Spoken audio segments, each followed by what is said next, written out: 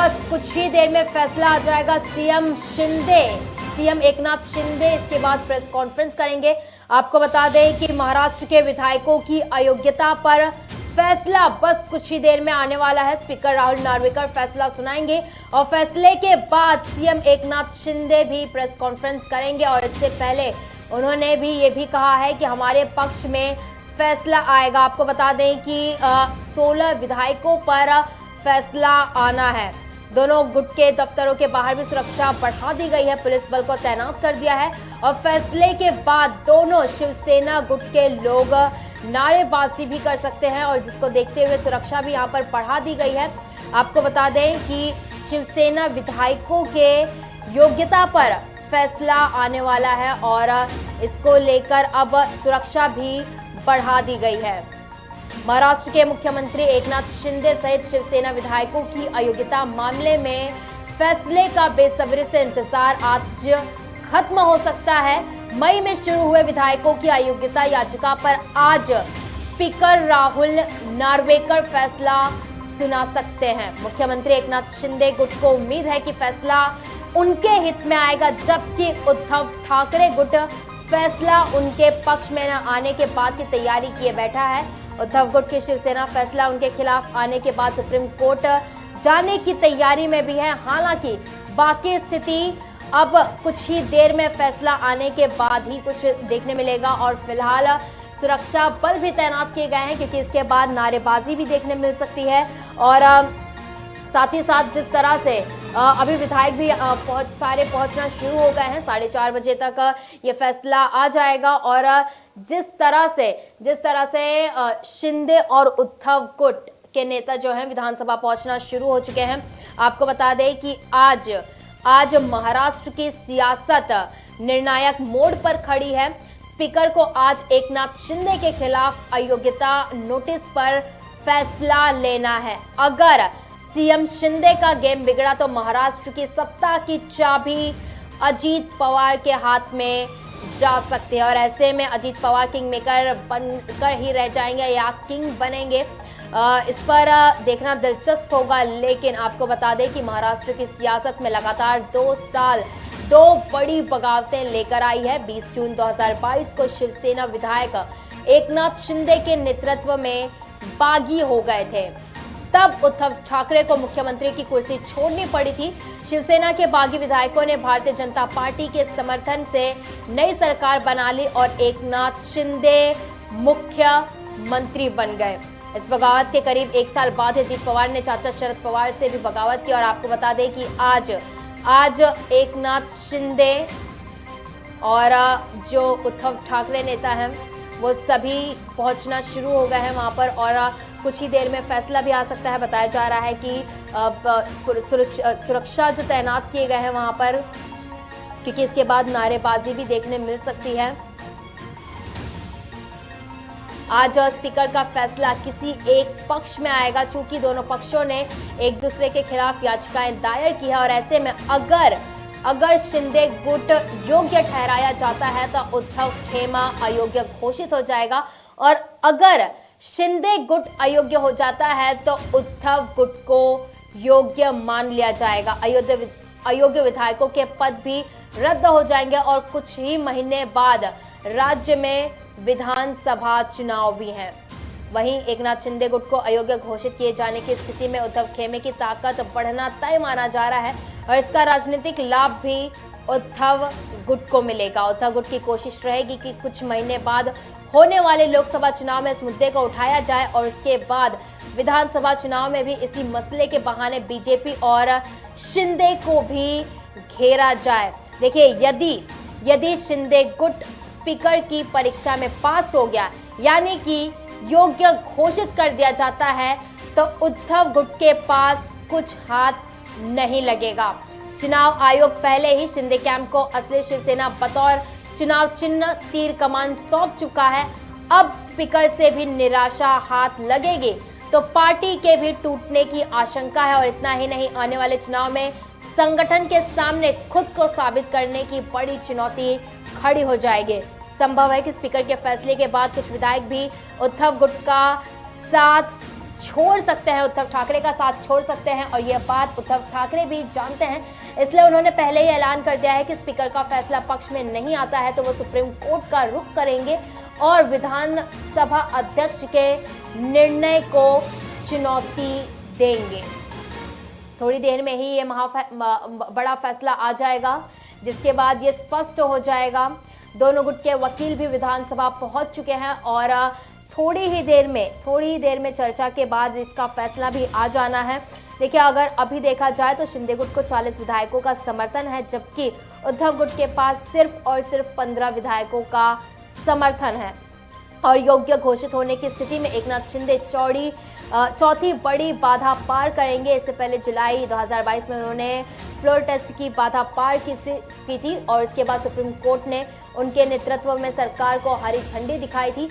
चुनाव आयोग ने भी शिंदे के पक्ष में फैसला लिया था और स्वाभाविक है कि शिंदे गुट की महायुति में ताकत भी बढ़ जाएगी। और अगर आज शिंदे गुट के पक्ष में फैसला आता है तो इसका काफी लाभ मिलेगा। और आपको बता दें कि आने वाले दिनों में इसका लाभ भी उठाएंगे और खुद को बाला साहेब ठाकरे का असली वारिस घोषित करने में कोई कसर नहीं छोड़ेंगे। इसमें बीजेपी का भी शिंदे गुट को साथ और समर्थन मिलेगा।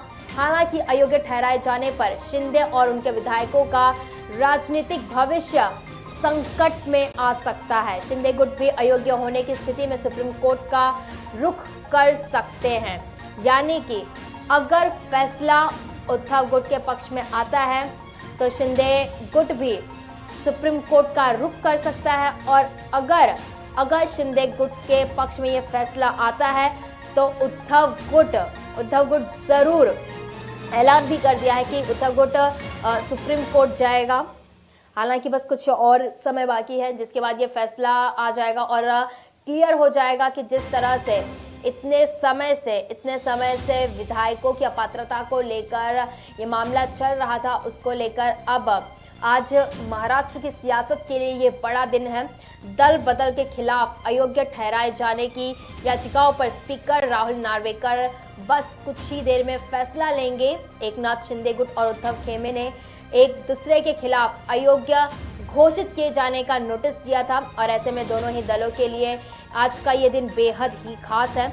उद्धव गुट के पहले 16 विधायकों और बाद में 24 विधायकों के खिलाफ एक्शन की मांग की थी और इसलिए ये फैसला भी सभी 40 विधायकों पर लागू होगा। वहीं शिंदे गुट ने भी अयोग्यता को चुनौती दी और उद्धव गुट के विधायकों को अयोग्य घोषित करने के लिए भी पत्र लिखा था। फिलहाल किसके पक्ष में ये फैसला आएगा, ये देखना दिलचस्प होगा। और मेट्रो मुंबई पर लगातार हम लाइव दिखा रहे हैं जहां पर ये फैसले को लेकर क्या आएगा। फिलहाल आज स्पीकर का फैसला किसी एक के पक्ष में आ सकता है, चूंकि दोनों पक्षों ने एक दूसरे के खिलाफ याचिकाएं दायर की है। और मान लीजिए अगर ऐसे में शिंदे गुट योग्य ठहराया जाता है तो उद्धव खेमा अयोग्य घोषित हो जाएगा। वहीं अगर शिंदे गुट अयोग्य होता है तो उद्धव गुट को योग्य मान लिया जाएगा। अयोग्य विधायकों के पद भी रद्द हो जाएंगे और कुछ ही बाद राज्य में विधानसभा चुनाव है और महाराष्ट्र की राजनीति में बहुत कुछ उलटफेर देखने मिल सकता है। देखिए, शिंदे और उद्धव गुट के नेता सभी विधानसभा पहुंच चुके हैं। स्पीकर नार्वेकर थोड़ी ही देर में फैसले का ऐलान करेंगे। महाराष्ट्र विधानसभा के स्पीकर राहुल नार्वेकर अब 16 शिवसेना विधायकों की अयोग्यता पर फैसला लेंगे। फैसले से पहले दोनों गुटों में जुबानी जंग शुरू हो चुकी है। पहले शिवसेना नेता संजय राउत ने आरोप लगाया था कि विधायकों की योग्यता पर फैसला पहले ही दिल्ली में लिया जा चुका है, बस अब इसे पढ़ना और औपचारिकता करना है। और फैसले की घड़ी अब और भी नजदीक आती जा रही है। विधानसभा में शिंदे और उद्धव गुट के नेता पहुंच चुके हैं। थोड़ी ही देर में नार्वेकर फैसले सुनाने की कार्रवाई शुरू करेंगे और मेट्रो मुंबई पर आप बने रहिए, क्योंकि आपको हम यहाँ पर लगातार लाइव जानकारी इसकी देंगे कि आखिरकार फैसला क्या आया है। देखिए, महाराष्ट्र विधानसभा के स्पीकर राहुल नार्वेकर ने कहा है कि आज सुप्रीम कोर्ट के सिद्धांतों के मुताबिक फैसला होगा और देश के लिए ये फैसला मिसाल बनेगा। थोड़ी देर बाद स्पीकर राहुल नार्वेकर, एकनाथ शिंदे, संजय शिरसाट, यामिनी जाधव, महेश शिंदे, अब्दुल सत्तार, गोगावले, अनिल बाबरी और संजय रायमुनकरी, चिमन राव पाटिल तमाम जो विधायक हैं उनको लेकर आज उनके भाग्य को लेकर फैसला लेंगे। और एकनाथ शिंदे, सीएम एकनाथ शिंदे, उन्होंने पहले ही ये कह दिया है कि हमारे हक में फैसला होगा। उन्होंने कहा कि सुप्रीम कोर्ट पहले ही हमारे पक्ष में फैसला सुना चुका है और अब उम्मीद जताई जा रही है कि अयोग्यता के विवाद में भी फैसला उनके पक्ष में सुनाया जाए।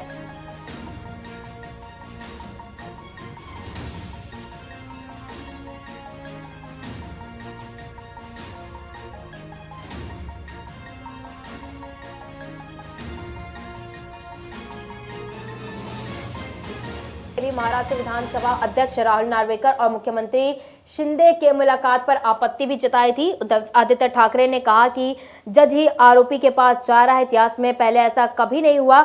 और वहीं ये भी कहा थी कि आज स्पीकर का फैसला किसी एक पार्टी से ज्यादा देश के लिए महत्वपूर्ण होगा। देश का नागरिक होने के नाते फैसला काफी महत्वपूर्ण है ताकि लोगों को पता चल जाए कि स्पीकर लोकतंत्र का पालन कर रहे हैं या नहीं। आपको बता दें कि दोनों गुट के नेता जो हैं वो विधानसभा पहुंच चुके हैं और आप देख सकते हैं मेट्रो मुंबई पर इसका लगातार आपको इससे जुड़ी खबरें बताई जा रही है। और आज ये फैसला आ जाएगा जिसके बाद 16 विधायकों की अयोग्यता पर जो फैसला आएगा, काफ़ी अहम है ये फैसला। और आपको बता दें कि ठाणे में भी मुख्यमंत्री एकनाथ शिंदे के घर की सुरक्षा भी बढ़ा दी गई है। यहाँ पर पुलिस अलर्ट पर है और दोनों गुट के दफ्तरों के बाहर भी सुरक्षा तैनात है। वहाँ पर पुलिस बल तैनात है क्योंकि इसके बाद नारेबाजी भी देखने मिल सकती है और इसीलिए पहले से ही सुरक्षा तैनात कर दिए गए हैं। और ये बड़ी खबर आ रही है शिवसेना शिंदे और उद्धव, किसकी जीत होगी और किसकी हार होगी, थोड़ी ही देर में ये फैसला आएगा। और मेट्रो मुंबई पर आप बने रहिए क्योंकि शिवसेना और बाला साहेब भवन के बाहर पुलिस बल तैनात कर दिए हैं। इसके बाद नारेबाजी देखने मिल सकती है दोनों गुटों के बीच में। और किस पक्ष में ये फैसला आएगा ये देखना काफ़ी दिलचस्प है। और आज महाराष्ट्र की राजनीति में बड़ा दिन बताया जा रहा है। आज ये बड़ा दिन है क्योंकि दल बदल के खिलाफ अयोग्य ठहराने की याचिकाओं पर स्पीकर राहुल नार्वेकर फैसला लेंगे और ये फैसला काफ़ी अहम रहने वाला है। एकनाथ शिंदे गुट और उद्धव खेमे ने एक दूसरे के खिलाफ अयोग्य घोषित किए जाने का नोटिस दिया था। फिलहाल आज स्पीकर का फैसला किसी एक के पक्ष में आएगा, यानी कि इसमें किसकी जीत होगी और किसकी हार होगी। क्योंकि दोनों पक्षों ने एक दूसरे के खिलाफ याचिकाएं दायर की है और ऐसे में अगर शिंदे गुट योग्य ठहराया जाता है तो उद्धव खेमा अयोग्य घोषित हो जाएगा और अगर शिंदे गुट अयोग्य हो जाता है तो उद्धव गुट को योग्य मान लिया जाएगा और अयोग्य विधायकों के पद भी रद्द हो जाएंगे। कुछ ही महीने बाद चुनाव भी होने वाले हैं और आज महाराष्ट्र में सियासी गेम में क्या होने वाला है थोड़ी ही देर में इस पर बस फैसला आ जाएगा। और आप मेट्रो मुंबई पर जुड़े रहिए क्योंकि यहाँ पर लाइव खबरें लगातार बताई जा रही हैं कि जो फैसला आने वाला है और ये फैसला किसके पक्ष में आने वाला है, क्योंकि थोड़ी ही देर में ये फैसला आ जाएगा। आपको बता दें कि अगर एकनाथ शिंदे गुट को अयोग्य घोषित किया जाता है तो उद्धव खेमे की ताकत बढ़ना तय है और इसका राजनीतिक लाभ उद्धव गुट को जरूर मिलेगा। और उद्धव गुट की कोशिश रहेगी कि कुछ महीने बाद होने वाले लोकसभा चुनाव में भी इस मुद्दे को उठाया जाए और इसके बाद विधानसभा चुनाव में भी इसी मसले के बहाने बीजेपी और शिंदे को भी घेरा जाए।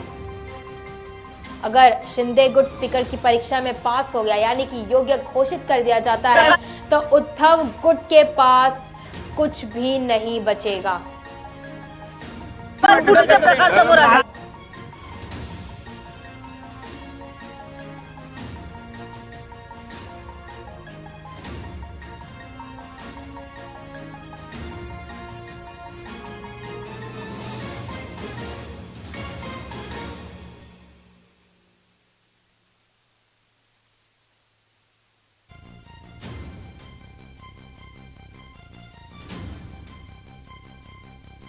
देखिए, महाराष्ट्र विधानसभा के स्पीकर आज मुख्यमंत्री एकनाथ शिंदे और उनके गुट के विधायकों के खिलाफ अयोग्यता मामले में फैसला सुनाएंगे। करीब 18 महीने पहले शिंदे समेत 39 विधायकों ने तत्कालीन मुख्यमंत्री उद्धव ठाकरे के खिलाफ बगावत कर दी थी, जिसकी वजह से 57 साल पुरानी पार्टी शिवसेना में विभाजन हो गया और महाविकास अघाड़ी सरकार गिर गई थी। इस घटना के बाद दोनों गुटों ने एक दूसरे के विधायकों को अयोग्य ठहराने की मांग करते हुए याचिकाएं दायर की थी और आज ये ऐतिहासिक फैसला होने जा रहा है। आपको बता दें कि जिस तरह से विधायकों की अयोग्यता मामले में महाराष्ट्र के सीएम शिंदे ने कहा है कि इस मामले में 4:30 बजे तक ऑफिशियल बयान दूंगा। उन्होंने कहा कि मैं सिर्फ इतना ही कहना चाहता हूं कि हमारे पास बहुमत है। विधानसभा में 50 सदस्य यानी कि 67% और लोकसभा में 13 सांसद यानी कि 75% और इसी आधार पर चुनाव आयोग ने हमें मूल शिवसेना के रूप में मान्यता दी, धनुष्बाण चिन्ह आवंटित किया और हम उम्मीद करेंगे कि स्पीकर हमें योग्यता के आधार पर पारित करे। आपको बता दें कि सारे विधायक पहुंचना शुरू हो चुके हैं और अब बस कुछ ही देर में ये फैसला आ सकता है।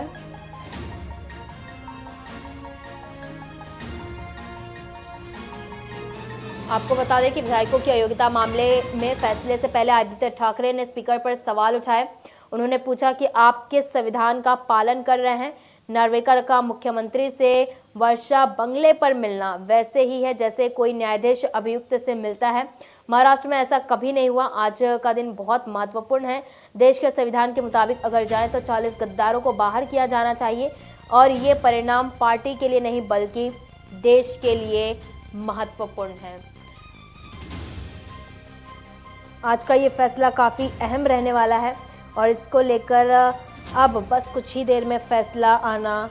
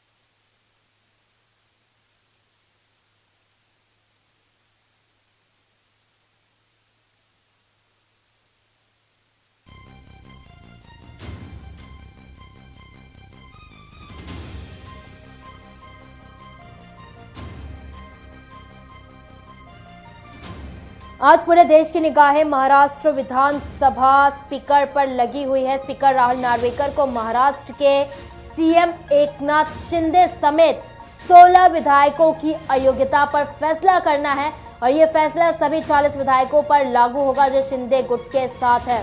सुप्रीम कोर्ट के निर्देशों के मुताबिक विधानसभा स्पीकर ने सुनवाई पूरी कर ली है और अब बस कुछ ही देर में ये फैसला आ सकता है। विधानसभा के स्पीकर का फैसला आने से पहले उद्धव गुट सुप्रीम कोर्ट का रुख भी कर चुका है। उद्धव ठाकरे ने आरोप लगाया है कि स्पीकर ने दो बार सीएम एकनाथ शिंदे से मुलाकात की है।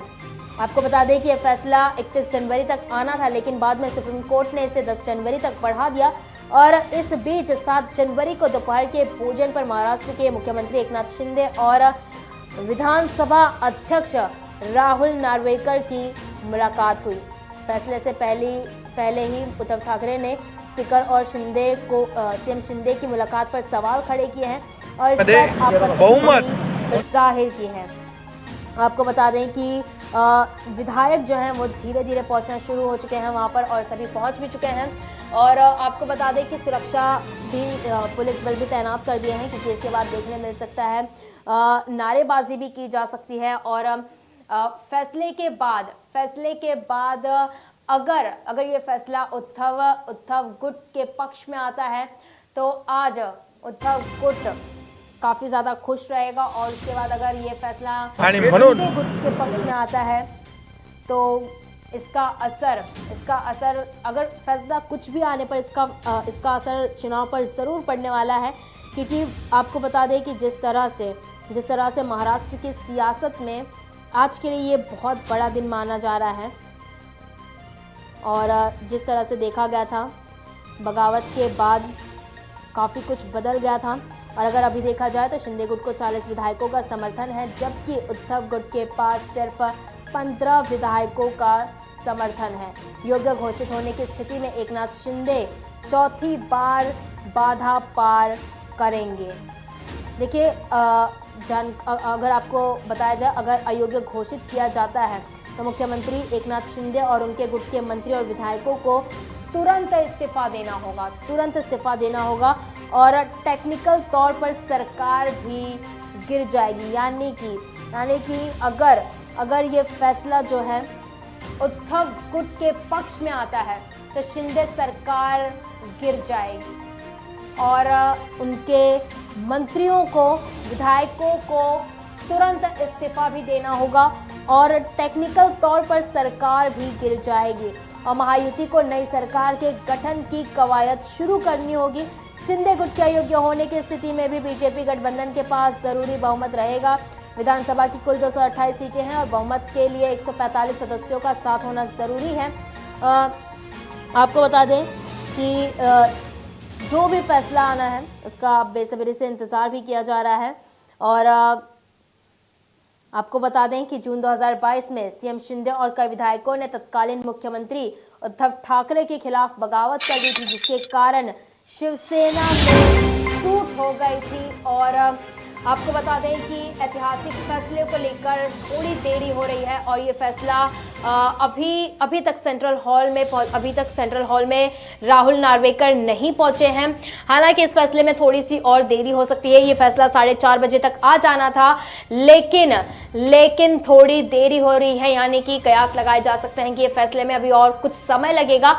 इस ऐतिहासिक फैसले को लेकर जिस तरह से आज पूरे देश भर की निगाहें टिकी हुई है कि आखिरकार महाराष्ट्र की राजनीति में जो उथल पुथल देखने मिल रहा है इसको लेकर आज क्या ये जो मामला है आज जो विधायकों की अयोग्यता पर मामला है क्या आज ये क्लियर हो जाएगा और आप देख सकते हैं कि जिस तरह से इस फैसले का इंतजार सभी कर रहे हैं लेकिन ये फैसला 4:30 बजे तक आ जाना था। थोड़ी सी देरी हुई है क्योंकि सेंट्रल हॉल तक अब तक राहुल नार्वेकर नहीं पहुंचे हुए हैं और वहां पर सारे विधायक मौजूद हैं, सभी वहां पर पहुंच चुके हैं लेकिन स्पीकर नहीं पहुंचे हैं। स्पीकर कुछ ही देर में वहां पर पहुंचेंगे जिसके बाद कार्रवाई शुरू भी हो जाएगी और उसके बाद फैसला भी आ जाना है और फैसला आने के पहले ही सुरक्षा बल भी तैनात कर दिए गए हैं क्योंकि जिस तरह से देखने मिल सकता है नारेबाजी होगी।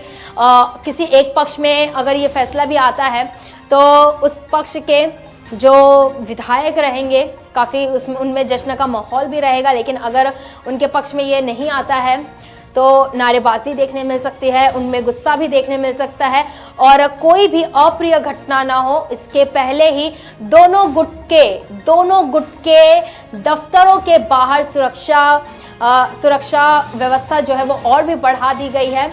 लेकिन बात की जाए एकनाथ शिंदे उनके भी घर के बाहर सुरक्षा बढ़ा दी गई है और इस फैसले को लेकर थोड़ी देरी हो रही है लेकिन कुछ ही समय बाद ये फैसला आ जाएगा और इस फैसले का इंतजार आज जहां पूरा देश कर रहा है कि महाराष्ट्र की राजनीति में क्या देखने मिल सकता है। आज शिंदे की कुर्सी जाएगी या बचेगी इस पर आज ये बहुत बड़ा फैसला आना है और इस फैसले को लेकर इस फैसले को लेकर आज सबकी निगाहें टिकी हुई है कि आखिरकार ये फैसला क्या होगा।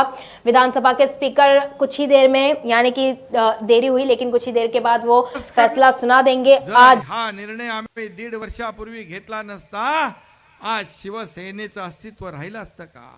धनुष्यबाण तुम्ही घाण टाकला तो आम्ही सोडवला आणि आज अभिमानाने धनुष्यबाण आपल्या सोबत आहे। बाळासाहेबांचे आशीर्वाद आपल्या सोबत आहेत। धर्मवीर आनंद दिघे साहेबांचे आशीर्वाद आपल्या सोबत आहेत। मग खरी शिवसेना कुणाची आहे? खरी शिवसेना तुमची आहे, आपली आहे।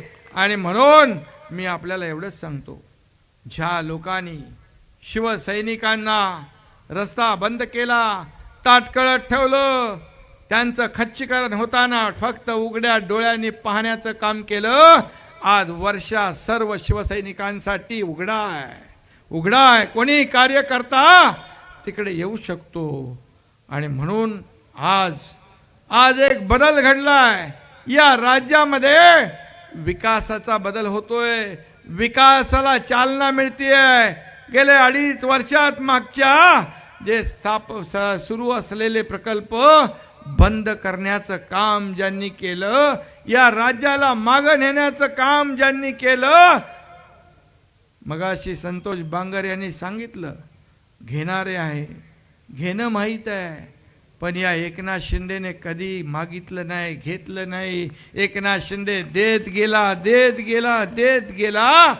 आणि मी आयुष्यात माझ्या ठरवलंय, शिवसेनेचा या राज्याचा मुख्यमंत्री म्हणून हा एकनाथ शिंदे आपल्या आयुष्यातला प्रत्येक क्षण तुमच्या भल्यासाठी खर्च करणार आहे, या महाराष्ट्राच्या विकासासाठी खर्च करणार आहे। माझं कुटुंब, माझी जबाबदारी एवढ्यापुरतं माझं मर्यादित नाही। मी घरात बसून उंटावरून शेळ्या हाकणारा मुख्यमंत्री नाही। मी तुमच्यातला सर्वसामान्य कार्यकर्ता इथं मुख्यमंत्री म्हणून तुमच्या समोर आज बोलू लागलोय। आणि म्हणून या राज्यामध्ये शेतकरी, कष्टकरी, कामगार, माझ्या माता भगिनी, माझे तरुण बांधव यांच्या आयुष्यामध्ये ज्येष्ठ आमचे आहेत ते, यांच्या आयुष्यात बदल घडला पाहिजे। या त्यांच्या जीवनामध्ये चांगले दिवस आले पाहिजे। मी नेहमी कुठल्याही देवस्थानात देवाकडे गेलो की पहिली माझी मागणी असते की या बळीराजावरचं संकट अरिष्ट दूर कर, माझ्या राज्यातल्या नागरिकावरचं संकट दूर कर, माझ्या माता भगिनींवरचं संकट दूर कर। बाकी माझी काही अपेक्षा नाही, मला काही कमवायचं नाही, मला फक्त प्रेम कमवायचं या महाराष्ट्रातल्या जनतेचं। आणि ते आज मी या ठिकाणी पाहतोय। हे कार्यकर्ते एवढे, हे शिवदूत, हे बूथ प्रमुख एवढे, हे जेवढा निवडणुका येतील तेव्हा रस्त्यावर निघतील, तेव्हा खासदारकीचा उमेदवाराचा पण डिपॉझिट गुल करतील आणि आमदारकीच्या उमेदवाराचा पण डिपॉझिट गुल करतील। अशी परिस्थिती सगळीकडे आहे। आणि म्हणून मी आपल्याला एवढंच सांगतो की सर्वसामान्य शेतकऱ्याचा मुलगा या राज्याचा मुख्यमंत्री झाल्यानंतर या ठिकाणी एवढा पोटसूळ का, एवढी पोटदुखी का? शेतकऱ्याचा मुलगा हेलिकॉप्टरने जातो आणि शेती करतो। अरे हेलिकॉप्टरने जाऊन शेती करणं चांगलंच आहे, हेलिकॉप्टरने फोटोग्राफी करण्यापेक्षा शेती करणं केव्हाही चांगलं। आणि म्हणून जेव्हा शेतात जातो तेव्हा शेतकऱ्याच्या पोराचे पाय तिकडे वळतात, हात जमिनीकडे वळतात, कारण माझी नाळ या मातीशी जुळलेली आहे। मी जमिनीवरचा कार्यकर्ता आहे, मी तुमच्यातलाच एक कार्यकर्ता आहे। मी कालही कार्यकर्ता म्हणून काम केलं, आजही कार्यकर्ता म्हणून काम करतोय आणि उद्याही कार्यकर्ता म्हणून काम करणार आहे। आणि म्हणून आज तुम्हाला मी एवढंच सांगतो, आपण जी भूमिका घेतली आहे ही भूमिका बाळासाहेबांच्या विचारांची भूमिका आहे, धर्मवीर आनंद दिघे साहेबांच्या विचारांची भूमिका आहे। या महाराष्ट्रातल्या तमाम सर्वसामान्य माणसातल्या मनातली भूमिका आहे. त्यामुळे आमचा संकल्प एवढाच आहे, या राज्याचा सर्वांगीण विकास, या राज्यातल्या तळागाळातल्या माणसाला न्याय मिळाला पाहिजे म्हणून शेतकऱ्यांच्या पाठीशी उभं राहण्याचा निर्णय आपल्या सरकारने घेतला. जेव्हा अवकाळी अतिवृष्टी गारपीट होते सगळे नियम आम्ही बाजूला ठेवतो. NDRFचा नियम बाजूला, SDRFचा नियम बाजूला, 2 हेक्टरचे आम्ही 3 हेक्टर केले. सततचा पडणारा पाऊस आपण नुकसान भरपाईत धरला. आणि आता केंद्र सरकार म्हणजे आदरणीय प्रधानमंत्री मोदी साहेब दरवर्षी शेतकऱ्याला 6,000 रुपये देतात. त्याच्यामध्ये आपल्या राज्य सरकारचे अजून 6,000 आम्ही टाकले. आता 12,000 रुपये शेतकऱ्याला वर्षाला मिळणार. 1 रुपयामध्ये पीक विमा योजना देण्याचा निर्णय आपण घेतला. आज त्याचे पैसे लोकांना मिळू लागले. सगळे पैसे सरकार भरते. हे देखील राज्य देशातलं पहिलं राज्य आहे. माझ्या माता भगिनींसाठी ST मध्ये 50% सूट आम्ही देऊन टाकली. आता माझी माता भगिनी आपल्या घरच्या प्रमुखांना सांगते, थांब मी अर्ध्या तिकिटात बाजारहाट करून येते. हा फरक आपल्याला पाहायला मिळतोय. ज्येष्ठांना आपण ST मध्ये मोफत प्रवास दिला आणि महिला सक्षमीकरणाचं धोरण आपण घेतलंय. महिला बचत गटाला सक्षम आपण करतोय. काल मी गडचिरोलीत गेलो होतो. आपल्याला सांगतो गडचिरोली हा नक्षलवादी जिल्हा आहे, तरी सुद्धा त्या ठिकाणी 40,000 महिला बचत गटाच्या महिला सक्षमीकरणाच्या कार्यक्रमात उपस्थित होत्या. आजपर्यंतच्या इतिहासात आपल्या देशाला स्वातंत्र्य मिळाल्यानंतर एवढी प्रचंड गर्दी त्या ठिकाणी काल पाहायला मिळाली. याचं कारण त्या महिलांनी सरकारवर विश्वास दाखवला. आपल्या कुटुंबाचा चरितार्थ चालवत असताना या ठिकाणी त्यांना सक्षम करणं ही काळाची गरज आहे. संजय गांधीचे पैसे आपण वाढवले, श्रावण बाळचे पैसे वाढवले आणि आपण सांगितलं त्यांना चक्रा मारायला लावू नका, त्यांच्या थेट खात्यामध्ये DBTने पैसे जमा झाले पाहिजे.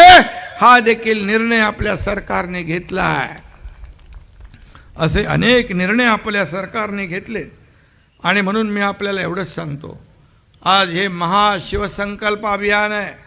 महायुतीच्या पण बैठका, जाहीर सभा होतील, आपल्या मित्र पक्षांच्या सोबत आपल्या बैठका होतील आणि बिलकुल या पूर्ण राज्यामध्ये नाही देशामध्ये एक माहोल आहे. राम मंदिर अयोध्येमध्ये 22 तारखेला त्याचं लोकार्पण होतं. आज तुम्हाला मी सांगतो, हिंदू हृदय सम्राट बाळासाहेब ठाकरेंचं काय स्वप्न होतं, एक दिवस पंतप्रधान करा, मी अयोध्येत राम मंदिर बांधतो आणि काश्मीर मधलं 370 कलम हटवतो. आज लाखो करोडो राम भक्तांचं, बाळासाहेबांचं स्वप्न कुणी साकार केलं, तर या देशाचे प्रधानमंत्री मोदी साहेबांनी साकार केलं. हे आपल्यासाठी फार मोठी आनंदाची बाब आहे. मला आताच कोणीतरी सांगितलं, काँग्रेसच्या सोनिया गांधी आणि खरगेंना राम मंदिराचं निमंत्रण दिलं. ते म्हणाले आम्ही राम मंदिराच्या उद्घाटनाला जाणार नाही. अशा लोकांच्या बरोबर उभाटा युती करते. आणि उभाटाचे नेते पण पूर्वी सांगायचे मंदिर वही बनाएंगे, तारीख नहीं बताएंगे, पण मोदी साहेबांनी मंदिरही बांधलं, तारीखही सांगितली आणि त्याचं उद्घाटनही होतंय. ही आपल्या सगळ्यांसाठी आनंदाची बाब आहे. आज मी आपल्याला एवढंच सांगतो, आपण 1.5 वर्ष जी केलेली कामं आहेत, शासन आपल्या दारी, आपल्याकडे झालं की नाही, शासन आपल्या दारी हा कार्यक्रम देखील आपल्याकडे होणार आहे.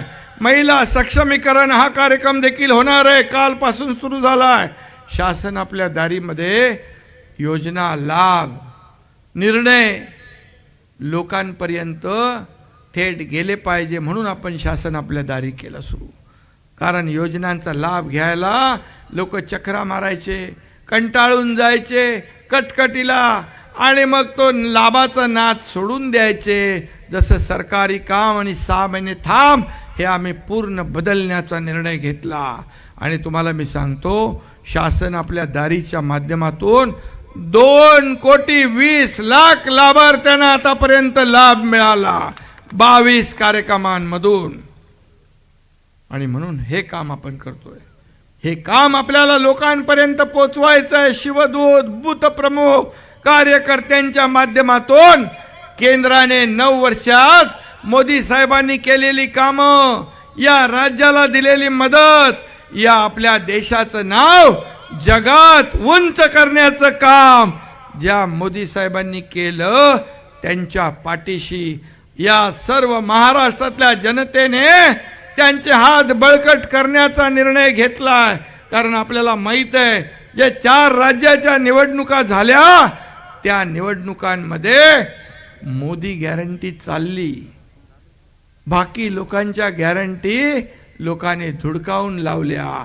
आणि म्हणून या वेळेस लोकांनी त्यांना गॅरंटी दिली आहे की अब की बार फिर मोदी सरकार. आणि म्हणून त्यांनी म्हटलंय अब की बार 400 पार. हेमंत तिकडे आहे. आणि आपल्या महाराष्ट्रामध्ये आपण करायचं आहे, म्हणून आपण हा शिवसंकल्प अभियान सुरू केला आहे. या मायानंतर महायुतीचा मेळावा होईल. जिल्हा पातळीवर आपल्या महायुतीचे मेळावे होतील. आपण महायुती म्हणून या राज्यामध्ये 48 जागांचं 48 मिशन 48 आपण राबवतोय. जसं ते 400 पार म्हणाले, तसं आपण या राज्यात 45 पार, अब की बार 45 पार, असा आपला संकल्प आहे. आणि म्हणून हा संकल्प आपल्याला पूर्ण करण्यासाठी आपल्याला हे केलंच पाहिजे. आणि त्याचबरोबर मराठा आरक्षणाच्या बाबतीत देखील आपलं हे सरकार शब्द दिलेला आहे, शब्द पाळणारे सरकार आहे. आणि म्हणून कुठल्याही आरक्षणाला धक्का न लावता या ठिकाणी मराठा समाजाला देखील न्याय देण्याचं काम आपलं सरकार करेल. फक्त मी एवढंच सांगतो, काही राजकीय लोक आपली राजकीय पोळी भाजण्यासाठी समाजामध्ये तेढ निर्माण करण्याचं काम करतात. त्याच्यापासून आपण सावध राहणं आवश्यक आहे. या एकनाथ शिंदेने शब्द दिलाय, दिलेला शब्द कधी मी फिरवत नाही. दिलेला शब्द पाळणं हे माझं काम आहे. आणि म्हणूनच या 50 लोकांनी, आमदारांनी, 13 खासदार, शेकडो लाखो कार्यकर्त्यांनी, तुम्ही सगळ्यांनी माझ्यावर भरोसा ठेवलाय. तो याचमुळे की हा काम करणारा मुख्यमंत्री आहे, हा रस्त्यावर उतरून लोकांना भेटणारा मुख्यमंत्री आहे, हा सर्वसामान्यांच्या सुखदुःखामध्ये धावून जाणारा मुख्यमंत्री आहे. एक सर्वसामान्य कार्यकर्ता जेव्हा मुख्यमंत्री होतो तेव्हा त्या कार्यकर्त्याची त्याला जाण असते, त्याला जाणीव असते, त्याला भान असतं. आणि म्हणून मी आपल्याला एवढंच सांगतो की आपण गेल्या 1.5 वर्षामध्ये जे केलेलं काम, कारण आपण स्वतः बांधावर गेलो, शेतावर गेलो, लोकांच्या सुखदुःखामध्ये गेलो. फक्त आपण घरी बसून काय त्याला म्हणतो आपण फेसबुक लाईव्ह ऑनलाईन काम केलेलं नाही. आणि म्हणून लोकांच्या चेहऱ्यावरून या ठिकाणी सरकारने केलेलं काम जे आहे त्याला आशीर्वाद मिळतात, सगळीकडे आशीर्वाद मिळतात. आणि म्हणून संतोष बांगर, तुम्हाला मी मनापासून धन्यवाद देतो, तुमचंही अभिनंदन करतो आणि खासदारांनाही धन्यवाद देतो. एवढ्या मोठ्या संख्येने बूथ प्रमुख आणि आपले शिवदूत या ठिकाणी उपस्थित झालेले आहेत.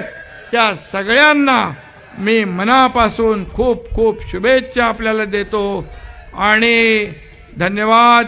पुन्हा एकदा हे जे भारतामध्ये सर्वात जास्त हळद पिकवणारा जिल्हा हा म्हणून आपला या जिल्ह्याचं नाव आहे. आणि 100 कोटी रुपये आपण दिलेत हळद संशोधन केंद्राला या ठिकाणी. त्याचबरोबर पूर्णा नदीवरील 4 बंधारे त्याला देखील आपण पैसे दिलेत. कयाधू नदीवरील बॅरेजसाठी देखील आपण काही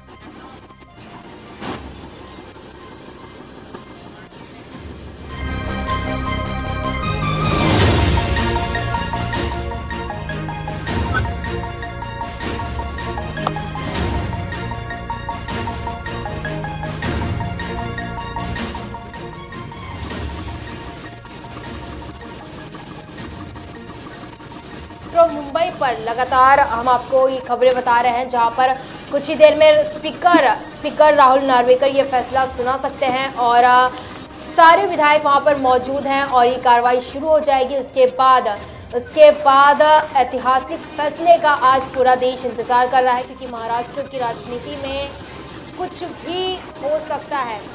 आज सबकी निगाहें टिकी हुई है कि आज शिंदे गुट के पक्ष में ये फैसला आएगा या फिर उद्धव गुट के पक्ष में ये फैसला आना है.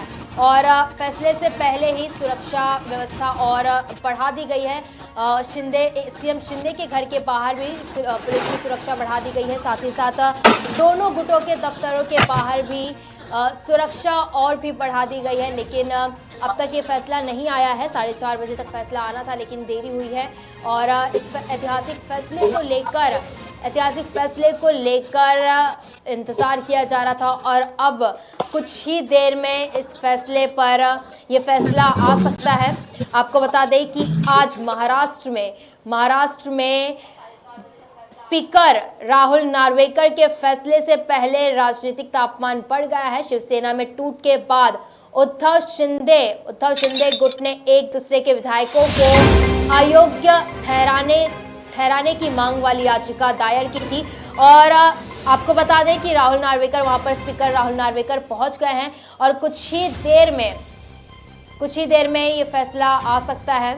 जी हाँ अर्चना, तो भी राहुल नार्वेकर जो विधानसभा अध्यक्ष इस समय सेंट्रल हॉल में पहुंच चुके हैं. बड़ी खबर हमारे पास आ रही है, सेंट्रल हॉल में पहुंच चुके. अपने एंटी चैम्बर से निकल करके राहुल नार्वेकर अब सेंट्रल हॉल की तरफ पहुंच रहे हैं और कुछ ही देर में वह अपने फैसले का अपना फैसला सुनाएंगे. फैसले का चिट्ठा खोलेंगे. राहुल नार्वेकर सेंट्रल हॉल के लिए निकल चुके हैं. ऐतिहासिक फैसला महाराष्ट्र के लिए. ये महाराष्ट्र में 16 विधायकों के अयोग्यता पर आज राहुल नार्वेकर जो विधानसभा अध्यक्ष हैं वो फैसला देने वाले हैं, क्योंकि सुप्रीम कोर्ट के निर्देशानुसार उन्हें यह फैसला एक्चुअली में 30 दिसंबर तक ही दे देना था, लेकिन इसमें देरी हुई है.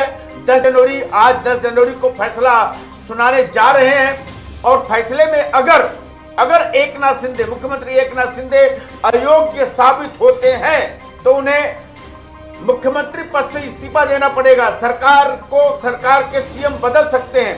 हालांकि अजीत पवार के आ जाने से बीजेपी के साथ की गठबंधन वाली सरकार स्थिर है.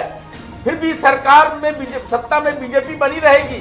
सीएम का चेहरा बदल सकता है, अजीत पवार होंगे या देवेंद्र फडणवीस, लेकिन एकनाथ शिंदे का पूरा भविष्य अब राहुल नार्वेकर के फैसले पर निर्भर कर रहा है. राहुल नार्वेकर अगर एकनाथ शिंदे को अयोग्य ठहराते हैं, अयोग्य बताते हैं, तो मुख्यमंत्री एकनाथ शिंदे को तत्काल मुख्यमंत्री पद से इस्तीफा देना पड़ सकता है.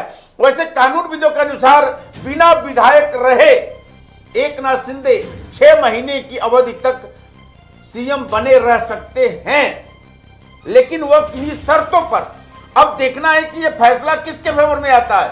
इसमें दोनों गुटों की तरफ से सुप्रीम कोर्ट में याचिका दायर है. एकनाथ शिंदे की तरफ से, उद्धव ठाकरे की तरफ से, दोनों तरफ से अयोग्यता की सुनवाई चल रही है. अगर एकनाथ शिंदे के विधायक योग्य होते हैं, उनको अयोग्य नहीं बताया जाता है, तो फिर उद्धव ठाकरे के विधायकों पर यह कार्रवाई हो सकती है, यानी अयोग्यता का खतरा बन सकता है.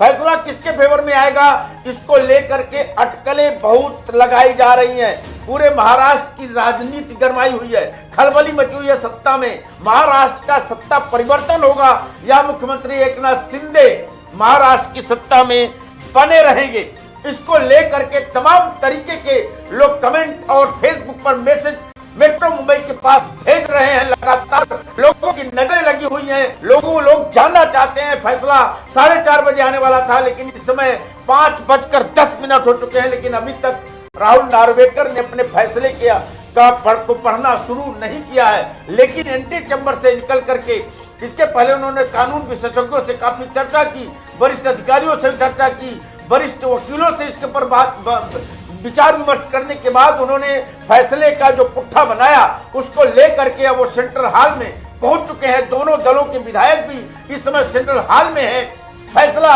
सुनाने के लिए अपने माइक को तैयार कर रहे हैं। उनके सामने पूरी तरीके से पेपर रखा हुआ है। फैसले की घड़ी आ गई है, सुनिए जरा ध्यान से। Metro Mumbai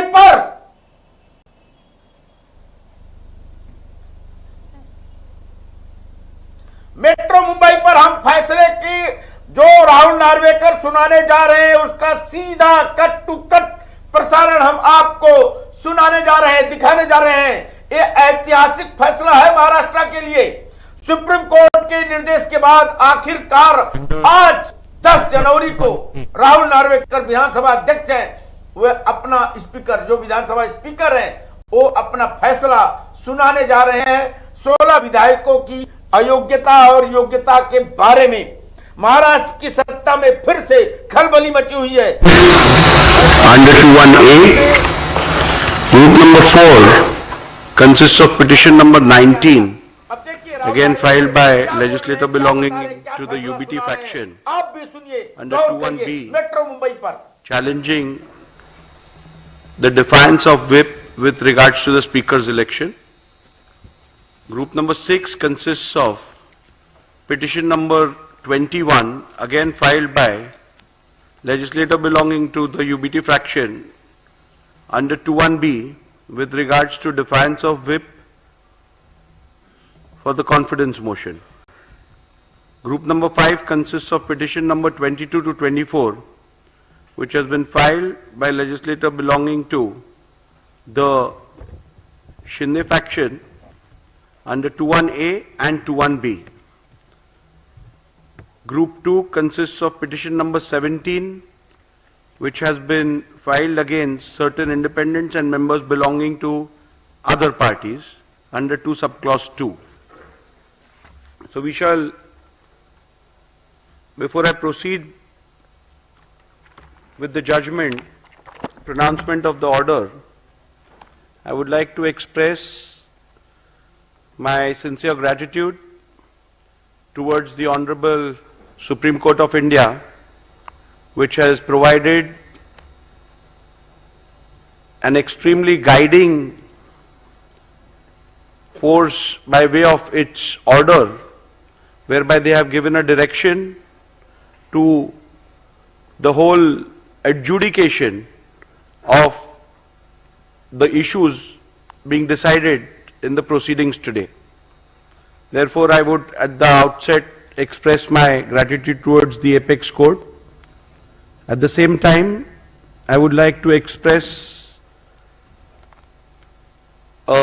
acknowledgement and a big thank you to the staff of the state legislature who have assisted me and the paralegal assistance which I have received from them during the course of the conduct of these proceedings pertaining to disqualification. I would also like to appreciate the cooperation which I have got from counsels appearing on both the sides, and I shall now proceed with the pronouncement of the order. As we are aware that there are certain preliminary issues which are applicable to all the 5 groups out of the 6 groups, and therefore I shall first commence with my ruling on the preliminary issues which concern all the 5 groups.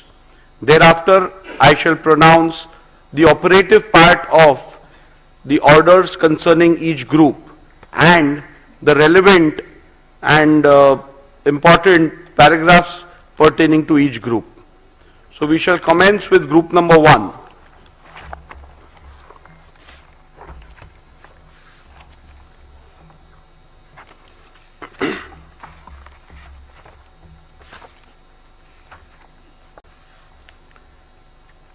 Preliminary issues. The Honorable Supreme Court in Subhash Desai Supra versus the Governor of Maharashtra, hereinafter referred to as Subhash Desai, was pleased to direct that the Speaker should prima facie determine who the real political party is for the purpose of adjudicating disqualification petitions if two or more factions claim to be that political party, and accordingly shall recognize the whip and the leader who were duly authorized by the Shiv Sena political party, keeping with the principles discussed in the said judgment. Hence, keeping in view the factual matrix and the directions of the Honorable Supreme Court, I will prima facie determine who the political party is for the purpose of adjudicating disqualification petitions if two or more factions claim to be that political party, and accordingly recognize the whip and the leader who are duly authorized by Shiv Sena political party. Keeping in mind principles discussed in Subhash Desai Supra, it is necessary to consider and determine the said preliminary issue before examining the merits and deciding whether respondents have incurred disqualification under the 10th schedule of the Constitution of India. Thus, the preliminary issue that arises for my consideration before delving into the merits of disqualification petitions under the 10th schedule is: which among the two fractions was the real Shiv Sena political party, and consequently who was the duly authorized leader and or the whip of Shiv Sena political party for the purpose of deciding the present disqualification petition. The other issue framed for my consideration in this group of disqualification petition is whether the respondents have incurred disqualification in terms of paragraph 21A of the 10th schedule of the Constitution of India on account of their alleged acts and conduct.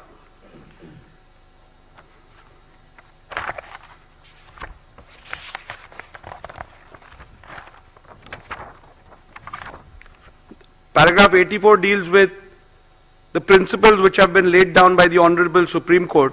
I am not going to read out those are a part of my order. I'll come to paragraph number 85 now. Thus, what emerges from the principles laid down by the Honorable Apex Court in that the question of who the real political party is has to be considered and determined after giving due weightage to 1. The Constitution of Shiv Sena, 2. The leadership structure of the party, and 3. The legislative majority if two or more factions claim to be real political party. The question of who the real political party is hereinafter referred to as the preliminary issue. Since in these proceedings both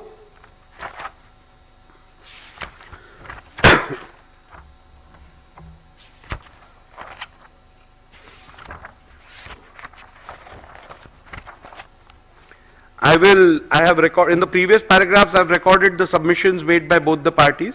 I will come down to my observations and conclusions with regards to the preliminary issues. As stated earlier, the decision of the preliminary issue has to be taken after careful analysis of the Constitution of Shiv Sena, the leadership structure of the party, and the legislative party majority. After having heard both sides on the above aspect, I now propose to proceed to record my observations and finding on the preliminary issue.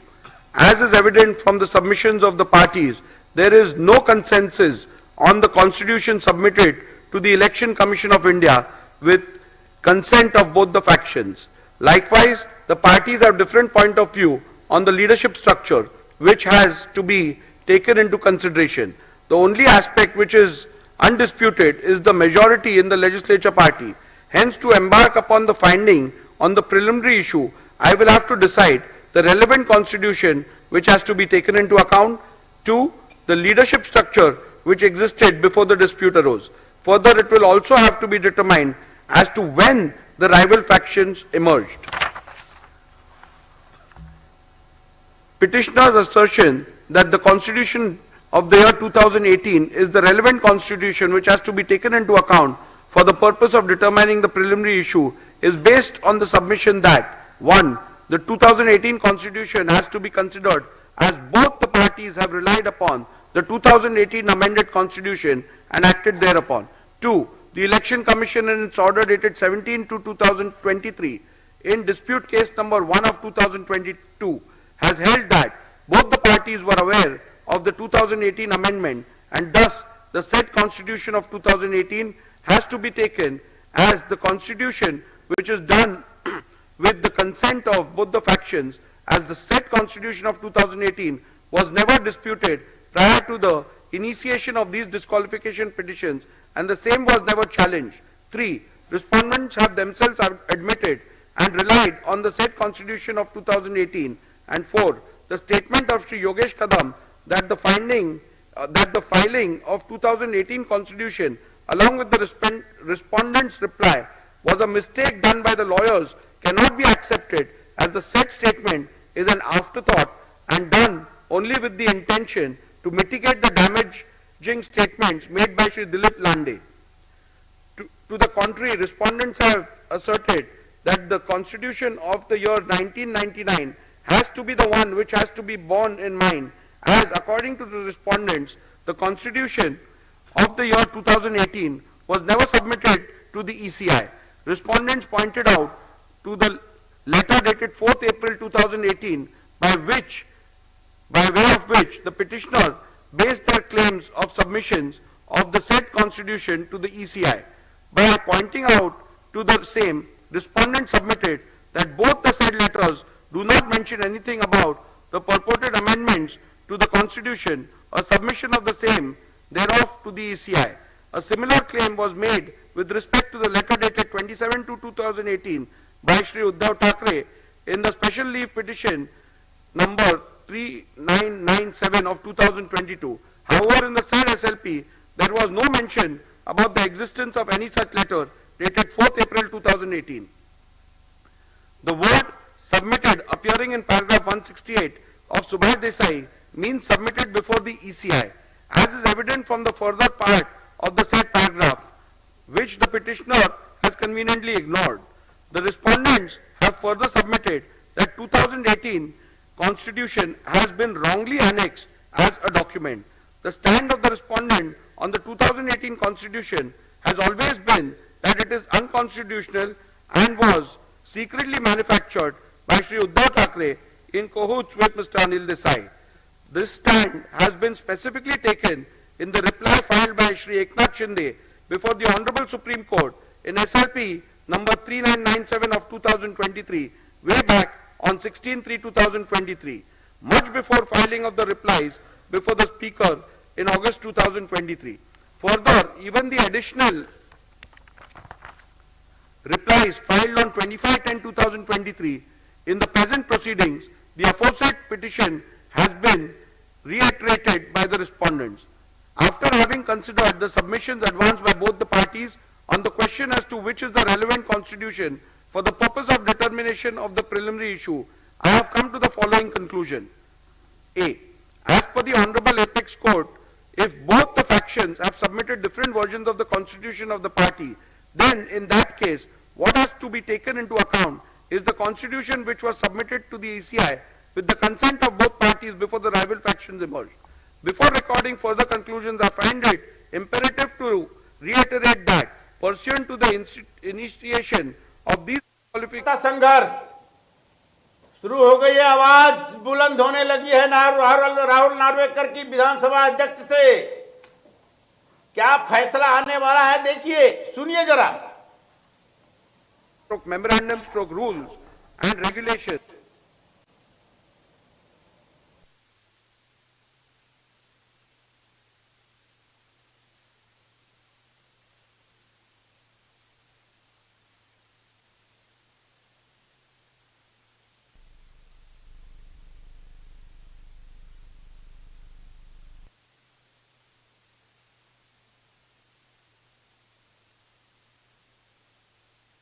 राजनीतिक विश्लेषक राजू मिश्रा जी भी जुड़ चुके हैं। Letter 2023 provided a copy of Neeraj Raj भी जुड़ चुके हैं, रंजीत मिश्र उत्तर प्रदेश से, राम कुमार पाल जी हमारे साथ जुड़े हुए हैं, भारतीय किसान मोर्चा के कार्यकारी सदस्य, और अविरल मलिक बीजेपी प्रवक्ता हमारे साथ जुड़ चुके हैं, अनिल चितले इसमें महाराष्ट्र नवनिर्माण सेना के पदाधिकारी प्रवक्ता हमारे साथ हैं।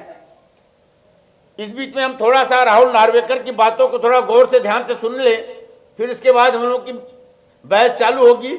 देखते हैं इसमें उद्धव ठाकरे की जीत होती है या एकनाथ शिंदे की, किसकी तरफ फैसला आता है। राहुल नार्वेकर इस समय अपने फैसले को रीड कर रहे हैं सेंट्रल हॉल में।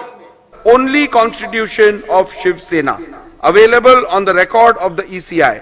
Further, with respect to the amendments, if any, to the said constitution, the Election Commission, vide its order dated 17 February 2023, has held in paragraph 132 4B that the amended constitution of 2018 is not on the record of the commission.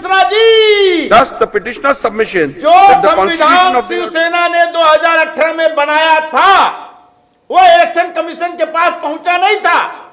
फैसले पर इस पर देखिए बहुत गंभीरता से सोचना पड़ेगा। राहुल नार्वेकर जी ने पॉइंट उठा दिया है, चलिए सुनिए। The constitution which the election commission has provided, in my jurisdiction under the 10th schedule of the Constitution of India, I cannot delve into any other factor while deciding which is the relevant constitution. As prima facie, it is evident from the records of the ACI that the 1999 constitution is the one which was submitted to the ECI by the Shiv Sena before rival factions emerged. Further, it is also necessary to mention that the petitioner's submission that the constitution of the year 2018 was submitted to the ECI by referring to the letter dated 4th April 2018 cannot be accepted.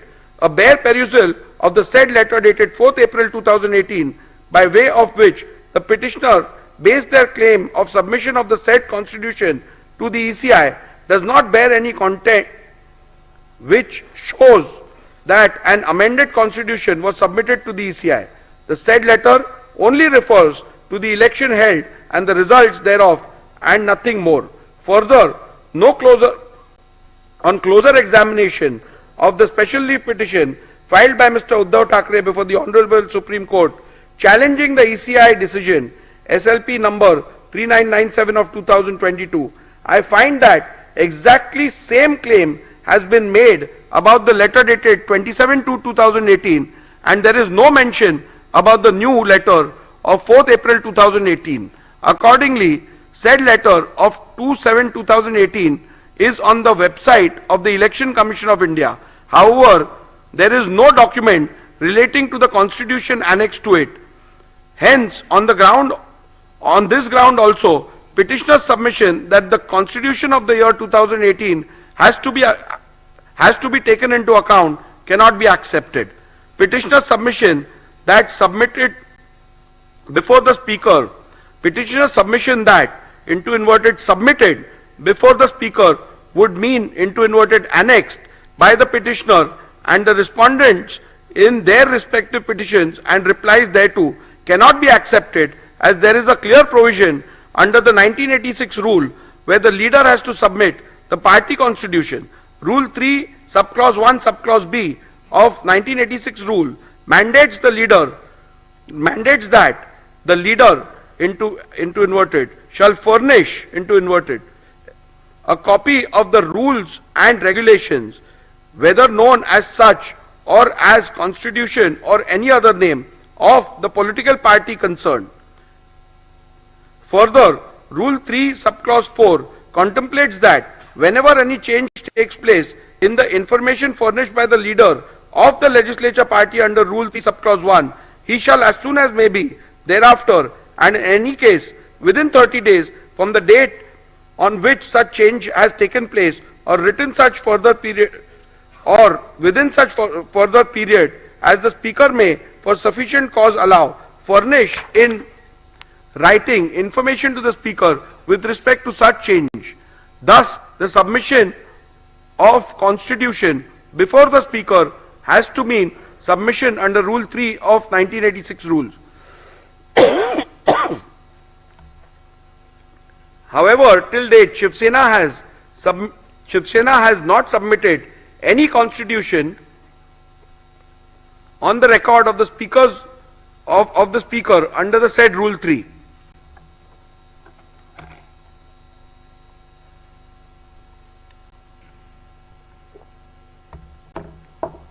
In view of the above observations and finding, I need not further analyze any other submission in this regard made by the parties, and I hold that the Constitution of Shiv Sena provided by Election Commission of India, VDA, letter dated 22nd June 2023, is the relevant Constitution of Shiv Sena for determination of the preliminary issue as to which faction is the real political party. Constitution of Shiv Sena held to be the relevant constitution is hereinafter referred to as the SS Constitution. The leadership structure relevant for the determination. Learned Senior Advocate Mr. Kamath's submission that the leadership structure which is relevant for the purpose of deciding the preliminary issue is the leadership structure which is reflected in the communication dated 27 February 2018 and 4th April 2018 made to the Election Commission of India pursuant to the elections held on 23rd January 2018 is based on the petitioner's submission recorded in paragraph 89A to G herein above. Initially, the petitioner relied on the affidavit submitted to the ECI of the then office bearers of Shiv Sena produced along with the affidavit in lieu of examination of chief to show that Shri Uddhav Thackeray had support of the majority in the organization. Respondents objected to such production on the ground that it is not permissible to produce affidavits of others along with petitioner's own affidavit in lieu of chief examination without the author of the said affidavits subjecting themselves to cross-examination. In any event, during the arguments, Mr. Kamath did not rely on these affidavits and limited his submissions to the 2018 leadership structure as available on the ECI website. Mr. Jethmalani, in turn, focused his submission to buttress the ground that the said leadership structure of 2018 cannot be considered and relied upon for the purpose of determining the preliminary issue, as the said leadership structure is not in conformity with the Constitution of Shiv Sena, which is on record of the ECI, and thus the same would be contrary to the findings of the Honorable Supreme Court in paragraph 168 of Subhash Desai. Mr. Jethmalani further relied on the legislative party leadership to submit that the legislative party also forms part of the leadership structure, as it is not only mentioned in the SS Constitution, but there is no dispute regarding the said members being part of the Pratinidhi Sabha under the SS Constitution. After having considered the submissions advanced by both the parties on the question as to which is the relevant leadership structure for the purpose of determination of the preliminary issue, I have come to the following conclusion. The submission of Mr. Kamath, the jurisdiction under the 10th schedule, only mandates a prima facie adjudication as to what the leadership structure of the political party was at the relevant time, and it does not extend to an inquiry as to whether or not the leadership structure available on the record of the ECI was pursuant to a validly held election is a correct position, and hence I concur with the same. Petitioner's submission that in these proceedings the respondents cannot challenge the organizational election results available on the record of the ECI, as the 10th schedule does not permit the raising of any such defense, is a correct position, and hence I am in agreement with the same.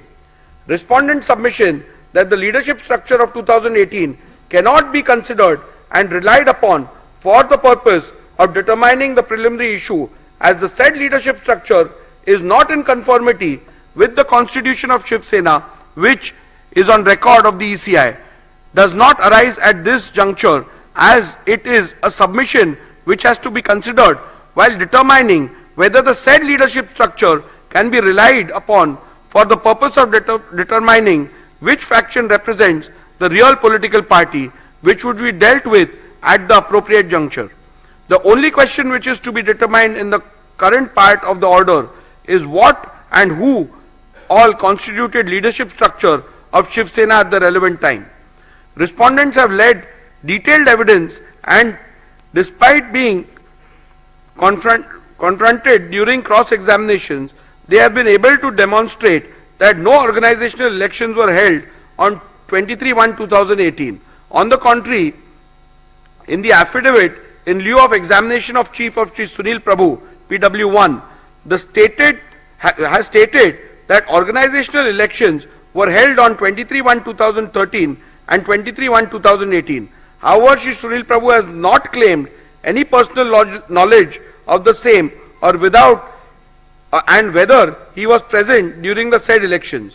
During his cross-examination, he was confronted with the letter dated 28/1/2013. Thereafter, a specific question was posed to him by Mr. Jethmalani as to whether he voted in the said election, to which he responded in the affirmative. The contents of the said letter clearly stated that all the candidates were declared unopposed. The contradiction was also put to the witness by Mr. Jethmalani in cross-examination. However, no justification for the same was put forth by the witness. In view of the above evidence and records before me, prima facie indicate that no elections were held in the year 2013 as well as in the year 2018. However, I, as the Speaker, exercising jurisdiction under the 10th schedule, has a limited jurisdiction and cannot go beyond the record of the ECI as available on the website, and hence I have not considered this aspect while determining the relevant leadership structure. Thus, in view of the above conclusions, I find that the leadership structure of Shiv Sena reflected in the letter dated 27th February 2018 available on the website of the ECI is the relevant leadership structure which has to be taken into account for the purpose of determining which faction is the real political party. The question whether which faction is the real political party is discernible from this 2018 leadership structure is discussed in paragraph 112 to 131 infra of the present order. The leadership structure so determined as the relevant leadership structure for the purpose of these disqualification petitions are hereinafter referred to as the 2018 leadership structure. Since in these proceedings both the factions are claiming to be the real political party, rival factions have emerged in the Shiv Sena. In view of the fact that rival factions have emerged and both the factions are claiming to be the real political party, it is imperative to prima facie determine when did the rival factions emerge.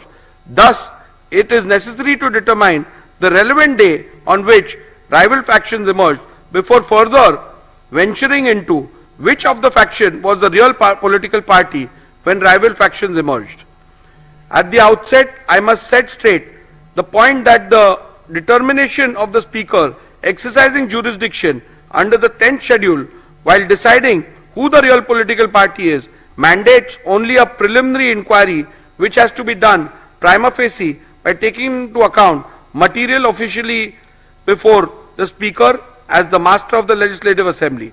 I shall consider the facts relevant for the determination on what is before me as the Speaker of the Legislative Assembly. As noted by the Honorable Supreme Court in Subhash Desai Supra, on 21st June 2022, there was no material available before the Deputy Speaker to infer the emergence of any rival faction. However, after taking on record the resolution dated 21st June 2022 passed by the SSLP, disputed by the respondents, the very next day the then Deputy Speaker received a resolution disputed by the petitioner dated 21st June 2022, received by the then Deputy Speaker on 22nd June 2022, contrary to the resolution dated 21st June 2022. Thus, from this fact alone, it is evident that there emerged two factions of the Shiv Sena from 21st June 2022 itself, but the same came to be officially on record of the office of the Speaker and or Legislative Secretariat on 22nd June 2022. At this juncture, it is imperative to refer to paragraph 119 of Subhash Desai Supra, where the Honorable Apex Court, while discussing the legality of the recognition of leader and the whip of Shiv Sena, accorded by the letter dated 3rd July 2022, held that the Speaker ought to have taken into consideration the split that took place within the Shiv Sena, which were discernible from two sets of resolutions appointing two different leaders and whips placed on the record by Shiv Sena before the Legislature Secretariat. This paragraph into bracket 119 read with Honorable Apex Court's finding recorded by the Honorable Apex Court in paragraph 157 of Subhash Desai Supra makes it clear that the law laid down by the Honorable Supreme Court is that in view of the deletion of paragraph 3 of the 10th schedule, when rival factions emerge as a result of rift/split in the party, the Speaker has to necessarily find which faction is the real political party while recognizing leader and the whip of the party. Thus, in view of the facts recorded in the preceding paragraphs and keeping in view the principles enumerated by the Honorable Supreme Court in Subhash Desai Supra as recorded in paragraph 84 herein above, I have come to the following conclusion that the emergence of the two factions of Shiv Sena can be inferred from 21st June 2022 itself, and the same came to be a matter of official record of the office of the Speaker and of the Legislature Secretariat on 22nd June 2022. Conclusion: having decided the 1. relevant constitution of Shiv Sena, 2. leadership structure, and 3. the relevant point for the purpose of determining the preliminary issue, I have made the following analysis, observations and determinations on the preliminary issue of which faction was the real political party when two factions emerged. For the purpose of analyzing, discussing and determining the issue, the faction of the petitioner is hereinafter referred to as UBT faction, and likewise the respondent's faction is referred to as the Shinde faction. The applicability of the test of aims and objectives. I am not going into the details of reading the applicability of the test of aims and objectives, because as you are aware that in accordance with the directions of the Apex Court and otherwise, the Speaker is not required to get into the political thicket with regards to the aims and objectives of a political party. So I am restricting it to pronouncement, and you can have a look at it once you apply for the certified copy.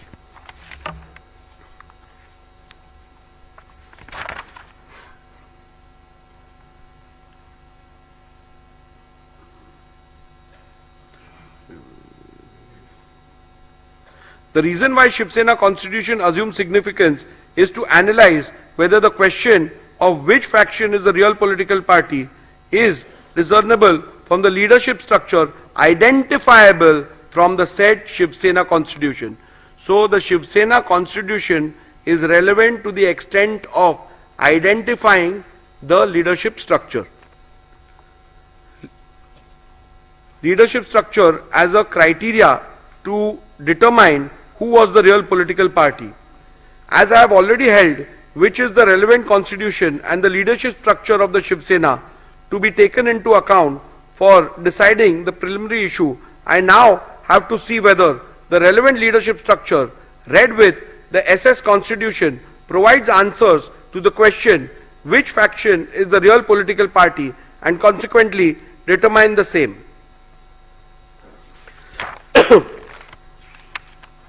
The UBT faction there are submissions made which have been recorded of both the sides, which are at paragraph 113 and 114 of my order.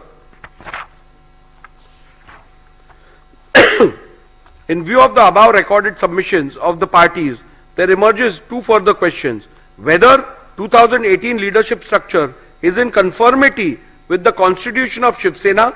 Number 2, whether will all the Paksha whether will of the Paksha Pramukh and or majority leaders in the 2018 leadership structure could be said to be synonymous with the will of the political party. So we further have to derive get answers to two more questions. The primary one being whether 2018 leadership structure is in conformity as provided by the constitution, and number two, whether the will of the Paksha Pramukh and or majority of the leaders reflects the will of the political party. As there are contrasting submissions on the question, it is necessary to peruse the SS Constitution and the 2018 leadership structure and then record a finding as to whether the 2018 leadership structure is in conformity with the constitution of the Shiv Sena. Thus, I have taken a comparative look at the 2018 leadership structure and the SS Constitution and have arrived at the following observations and conclusions. A. 2018 leadership structure mentions Shiv Sena Paksha Pramukh into bracket president as the highest office of the SSPP. However, in the SS Constitution,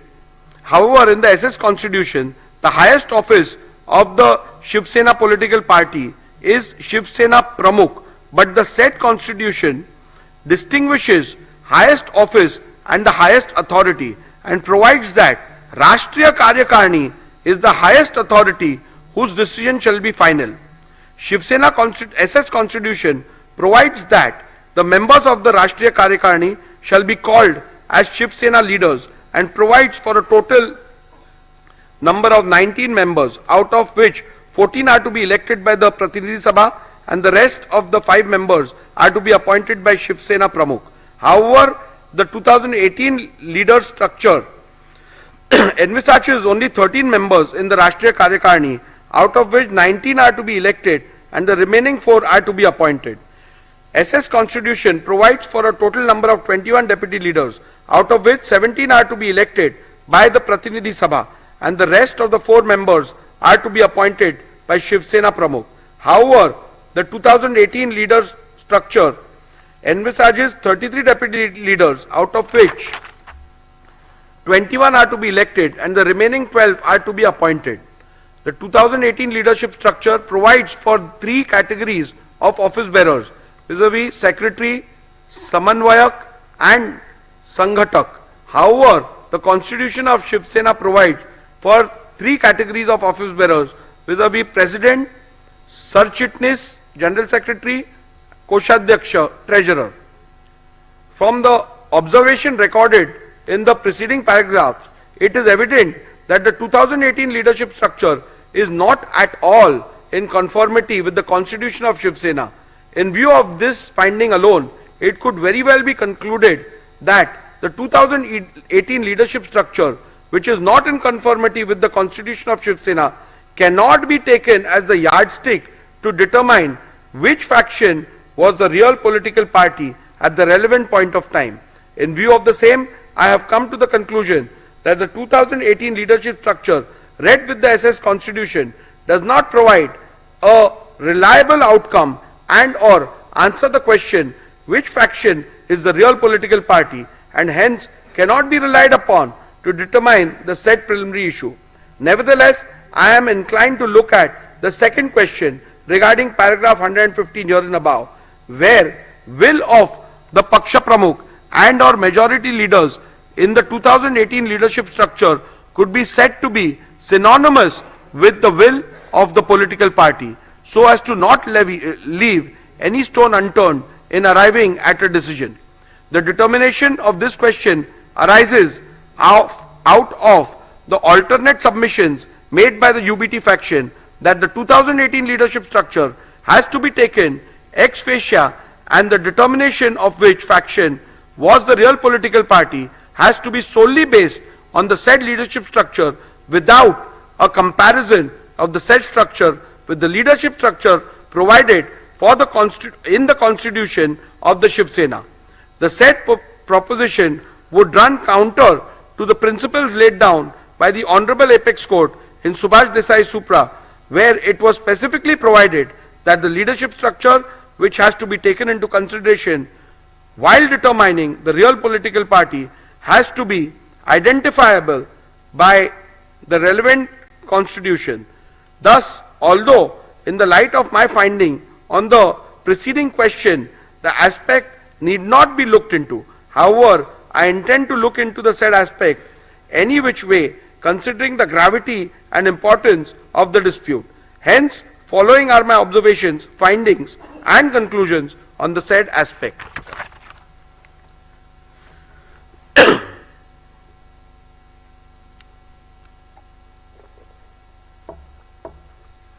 UBT faction has submitted that the decision of the Paksha Pramukh is synonymous with the will of the political party, and thus if there is a rift in the leadership structure, the decision of the Paksha Pramukh constitutes the will of the political party.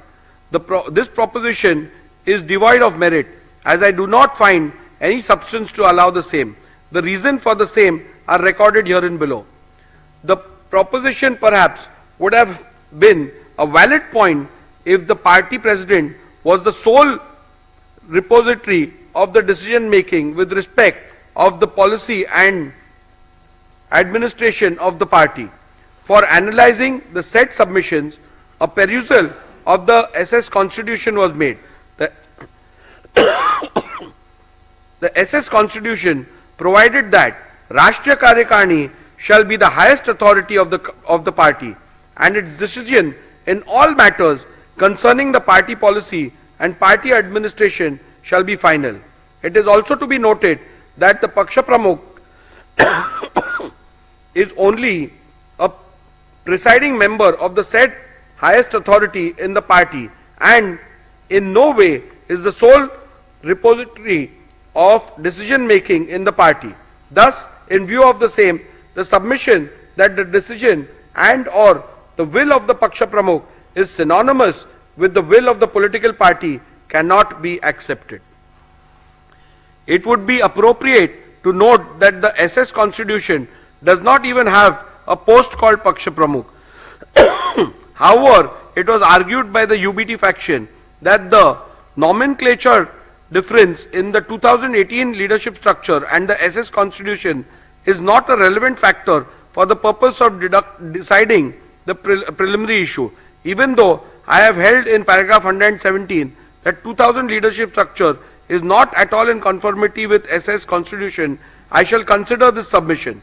The Constitution of Shiv Sena provides for Shiv Sena Pramukh.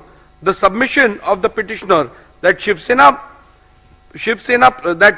Pramukh mentioned in the SS Constitution is the same post of Shiv Sena Paksha Pramukh termed in the 2018 leadership structure. By relying on the powers of Shiv Sena Pramukh, it was argued by the UBT faction that he is the authority under the party constitution vested with the powers to remove any member of the party. Thus, it was further argued that an authority who is vested with such power of removal reflects the will of political party with respect to removal of members from and for anti-party activities. However, a complete reading of the said provision in the party constitution reveals that the said submission is factually wrong. The said provision in relation to the powers of Shiv Sena Pramukh clearly provides that such a power is not absolute, and it has to be exercised in consultation with the Rashtriya Karyakarni.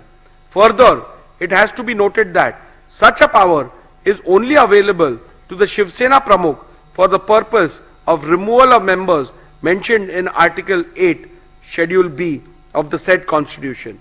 The said schedule does not deal with leaders of the party. Leaders of the party is given under Schedule A of the said article. Thus, Shiv Sena Pramukh does not have any power to remove any leader of the party.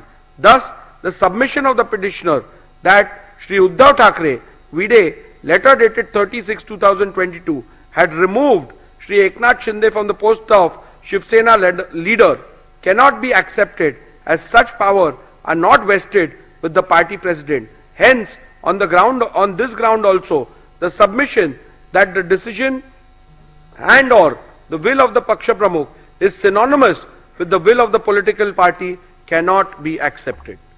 If this proposition is accepted, then in a situation where the party president, who is also a legislator, itself defects, then he could simply escape the wrath of the 10th schedule by pleading that his decision is the will of the party. Further, if this proposition is to be accepted, it would mean that no member can ever voice concern against the party president, and the party president might possibly be able to seek disqualification against any member who questions his credibility. This would run contrary to the concept of intra-party dissent. In view of the clear and unequivocal finding of the Honorable Supreme Court at paragraph 183 to 190 of Subhash Desai, I will be falling foul of the judgment of the Honorable Supreme Court in Kyoto Holohan, wherein the constitutional validity of the 10th schedule was itself upheld on the grounds that it is not an anti-dissent law if this proposition is accepted. I shall now proceed to consider whether the will of the majority leaders in the 2018 leadership structure is synonymous with the will of the political party. An alternate submission was made that even if the Paksha Pramukh is not accepted as the repository of the will of the political party, the decision of the leadership structure has to be construed as synonymous with the will of the political party. This proposition is also devoid of merit, and I do not find any substance in it for following reasons. In a circumstance where there is no dispute amongst the leaders identifiable by the constitution of a political party, the proposition would have held water. However, the factual matrix of the present matter is different. This is a matter where there is a dispute within the leadership structure itself. It is to be noted that in the present matter, rival factions have emerged in the legislature party, political party, and thus inevitably amongst leaders of the party as well. Thus, it would not be wise to apply this proposition in the present matter. The existence of split stroke rift in the leadership structure is admitted by the petitioner and or the UBT faction, as can be inferred from the petitioner's affidavit in lieu of examination in chief of PW1, petitioner himself, that the leader of the UBT faction did not have the support of all the members of the 2018 leadership structure when rival factions emerged. Thus, the submission that the decision of the leadership structure has to be construed as synonymous with the will of the political party could have perhaps be applied in a situation where there is a dispute between some members of the party and the elected leadership. In such a case, the leadership of the party could have possibly taken the stand that their decision would have to be taken as the decision and will of the political party until they are so removed from the leadership structure by a mechanism recognized by the constitution of the said political party. However, as I have noted earlier, in the present matter, rival claims have emerged wherein the leadership structure about the leadership within the leadership structure about the leadership itself. In such a situation, one leader's contention that his will is the will of the political party would be contradiction in terms. Thus, when there is a vertical rift in the party and two factions within the said leadership structure emerge as a result of the said rift, leaders of either faction, both Shri Uddhav Thackeray and Shri Eknath Shinde, could equally claim to represent the will of the political party. In that case, it would not be appropriate to take their decision as the decision that carries the will and wish of the political party when the question of which faction is the political party is being considered. There possibly lies one more aspect which could be considered. Does the stand-stroke decision of the majority members of the leaders within the leadership structure identifiable and appointed according to the constitution of the political party could be construed as the will and desire of the political party in the event there is a dispute within the leadership structure. For the purpose of answering this question, one must look into the constitution of the political party. In an event where the party constitution provides for a mechanism to resolve a conflict of decision within the leadership structure, then in that case it would have been a guiding factor. However, if the party constitution does not provide for such a mechanism, then in that case it would not be appropriate to say that the decision of the majority leaders would have to be accepted as the one which conveys the will of the political party. This aspect need not be further considered in view of the fact that in any case UBT faction has not placed any material on record or even suggests that any meeting of the Rashtriya Karyakarni was called for where any decision in relation to the real political party was resolved so as to identify the leaders and or the whip who carried the will of the political party. Thus, in the absence of any such material, including any majority decision of the Rashtriya Karyakarni in relation to the real political party, identifying the leader and or the whip who carried the will of the political party would be an impossible task. Any conclusion reached would be without basis in law and evidence of fact. The submission that the UBT faction shall be taken as a real political party is entirely based on the conjuncture that if there will be a decision taken in relation to the political party by Rashtriya Karyakarni, then UBT faction would have had the majority. At this juncture, the petitioner's claim about a meeting purportedly held on 25th June 2022 has to be dealt with. It is the petitioner's case that Rashtriya Karyakarni meeting was held on 25th June 2022 and certain resolutions were passed. In support of this case, petitioner has produced certain resolutions of 25th June 2022.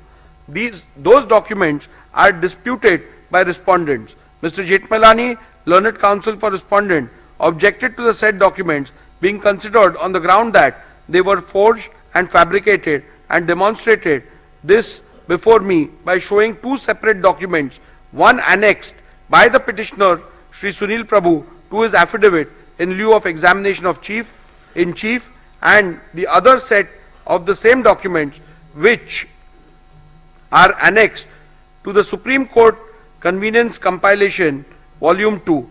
In the first set of documents annexed to the affidavit in lieu of examination in chief, termed as minutes of the meeting of Rashtriya Karyakarni, and purportedly 7 resolutions passed in the said meeting. In none of the resolutions there is any signature of any person whose name are shown on the said document. Only on page 105 of Shri Sunil Prabhu's affidavit in lieu of examination in chief, there is a sole signature of Shri Vinayak Raut, who is shown as Shiv Sena secretary. The perusal of the said document shows that the meeting was termed as Rashtriya Karyakarni. In the second set of documents, which are annexed to the Supreme Court Convenience Compilation Volume 2, the resolutions are shown on different pages, and they are not part of any minutes which was annexed to the affidavit in lieu of examination in chief of Shri Sunil Prabhu. These resolutions are shown on the letterhead of Shiv Sena, Rashtriya Karyakarni Baitak into bracket Pratinidhi Sabha. Petitioner relied on these documents to show that 7 resolutions have been passed, but in none of these documents there is even a single signature, save and except for signature of 2 persons. The name mentioned as proposer and seconder are not even members of Rashtriya Karyakarni, like Shri Rahul Shevaye, who is not a member of Rashtriya Karyakarni, who has stepped into the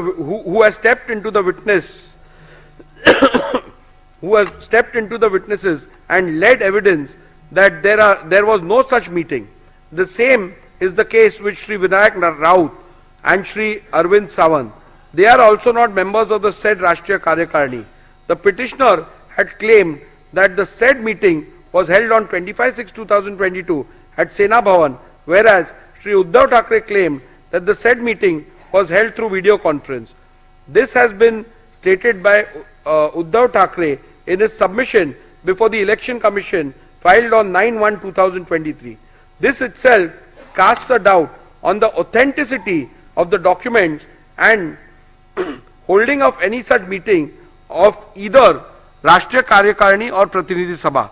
The petitioner himself is not sure whether it was Rashtriya Karyakarni or Pratinidhi Sabha. Thus, in view of the above said documents, the said documents cannot be permitted to be relied on. Petitioner suggests that a look into how the Shiv Sena settled conflict or decisions within the leadership structure in the past might shed some light into this. However, in the present matter, no such material are placed before me to even suggest such instances which happened in the past, where the majority decision within the leadership structure is taken as the will of the political party.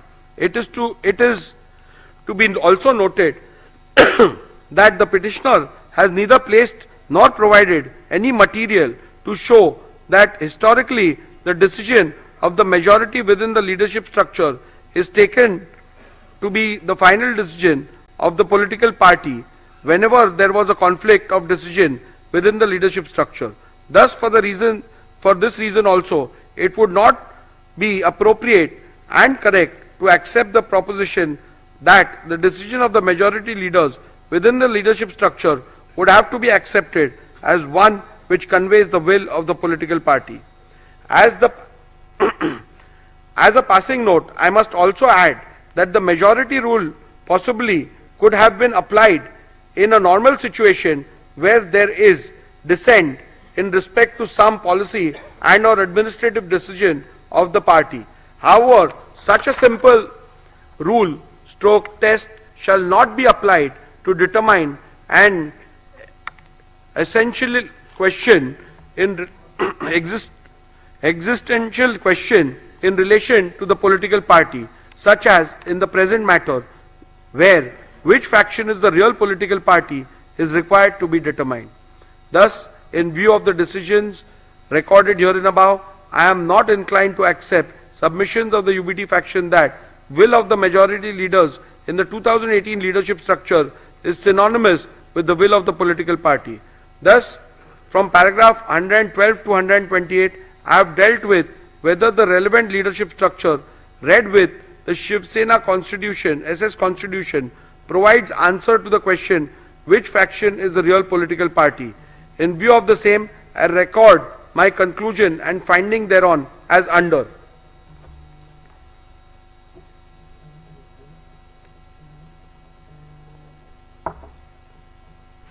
(2018) leadership structure is not at all in conformity with the constitution of Shiv Sena and thus does not provide a reliable outcome and or answer to the question which faction is the real political party and hence cannot be relied upon to determine the preliminary issue. Decision of the Paksha Pramukh is not synonymous with the will of the political party and thus if there is a rift in the leadership structure, the decision of the Paksha Pramukh cannot be taken as the will of the political party. When there is a vertical rift in the horizontal leadership hierarchy of the political party and both the factions within the said leadership structure emerged as a result claim to represent the will of the political party, it would not be appropriate to apply the test of which of the said faction decision carries the will and wish of the political party. In the case of Shiv Sena political party, will of the majority leaders in the 2018 leadership structure cannot be said to be synonymous with the will of the political party. In view of the findings recorded in the preceding paragraph, I hold that the 2018 leadership structure read with the SS Constitution does not provide any reliable answer to the question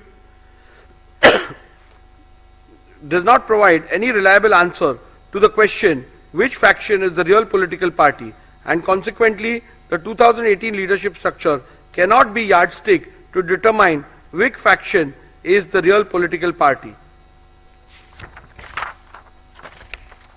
With regards to the legislative majority, I am not going to spend much time because that question is rather clear.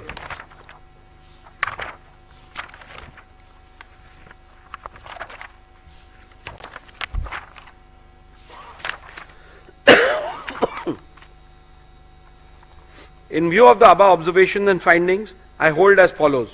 Which faction is the real political party is discernible from legislative majority which existed when the rival factions emerged. Legislative majority which existed when the rival factions emerged can be discerned and or inferred from 1. The Shinde faction resolution dated 21st June 2022 and 23rd June 2022 available on record of the Legislature Secretariat, and the admitted position which can be inferred from the initiation of petitions against 38 legislators of Shinde faction by the UBT faction. Shinde faction had an overwhelming majority of 37 out of 55 MLAs with the when the rival faction emerged. From my analysis, observations, conclusions and findings recorded in paragraph 82 to 144 herein above, I hold that Shinde faction was the real Shiv Sena political party when rival factions emerged on 21st June 2022.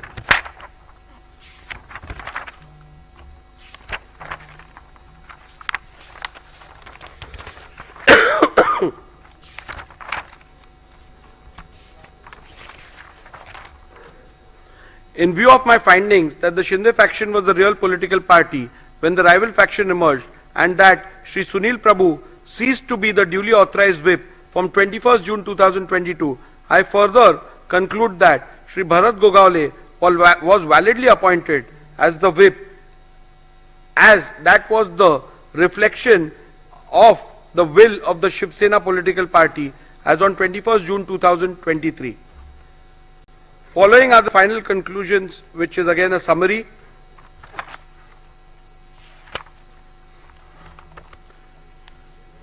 Have the respondents incurred disqualification in terms of paragraph 21A of the 10th schedule of the Constitution on account of their acts, omissions and conduct? I will also read the final conclusion. Following are the final conclusions from the analysis, observations, conclusions, findings and rulings recorded from paragraph 82 to paragraph 158 herein above. I conclude as follows. Shinde faction was the real Shiv Sena political party when the rival factions emerged on 21st June 2022. Shri Sunil Prabhu ceased to be the duly authorized whip from 21st June 2022.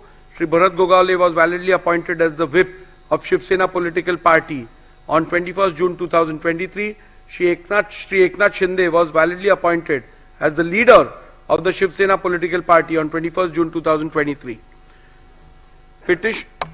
Have the respondents incurred disqualification in terms of paragraph 21A of the 10th schedule of the Constitution on account of their acts, omissions and conduct? Petitioner has contended that the respondents are liable to be disqualified on various grounds. Both the petitioners and respondents' submission are recorded in section 2 herein above. The various grounds on which the petitioner based the plea for disqualification is dealt with, where the alleged conduct of the respondent is purportedly becoming totally incommunicado, attracts disqualification under paragraph 2(1)(a) of the 10th schedule. Whether the alleged conduct of the respondents in purportedly becoming totally incommunicado attracts disqualification under paragraph 2 subclause 1 subclause A of the 10th schedule. The first ground on which the petitioner sought disqualification of the respondents is that the respondents became incommunicado. The submission cannot be accepted and the respondents cannot be held to be disqualified on this ground for the following reasons. The ground is a mere allegation, and apart from mere assertion that the respondents have gone incommunicado, the petitioner has not put forth any evidence or material to substantiate it. For instance, the petitioner has not provided any material about who was sought to be contacted and by whom, when such an attempt was made, etc. A mere unsubstantiated statement that the legislators have gone incommunicado cannot even be a ground to attract disqualification under paragraph 21A of the 10th schedule. When rival factions emerge in a political party, especially within the leadership, it is possible for both the factions to allege that the other faction has gone incommunicado. In such a circumstance, especially in the light of the law laid down by the apex court in Subhash Desai Supra, it would not be correct to hold any faction to have incurred disqualification for going incommunicado without first determining which of the faction is the real political party, reflecting the will of the political party. Also, having held that the Shinde faction was the real political party when the rival factions emerged, the submission of the petitioner that the respondents have gone incommunicado ceases to hold any meaning for the purpose of disqualification. On the 20th of June 2022, elections for the Legislative Council were held. In his cross-examination, Shri Sunil Prabhu, PW1, stated that all the MLAs were present for the same. In the face of this evidence, it would not be possible to accept that the legislators had gone incommunicado. Respondents have placed that they have been in touch with the UBT faction. They substantiated it by stating that Shri Milind Narvekar and Shri Ravindra Phatak, MLC, of the UBT faction, had gone to Surat and met Shri Eknath Shinde and other respondents on 21st June 2022 on the instructions of Shri Uddhav Thackeray. This fact was not denied by the petitioner Shri Sunil Prabhu when a suggestion was put to him in the cross-examination. In fact, the petitioner admitted that Shri Milind Narvekar and Shri Ravindra Phatak, MLC, of the UBT faction had gone to Surat and met Shri Eknath Shinde and other respondents.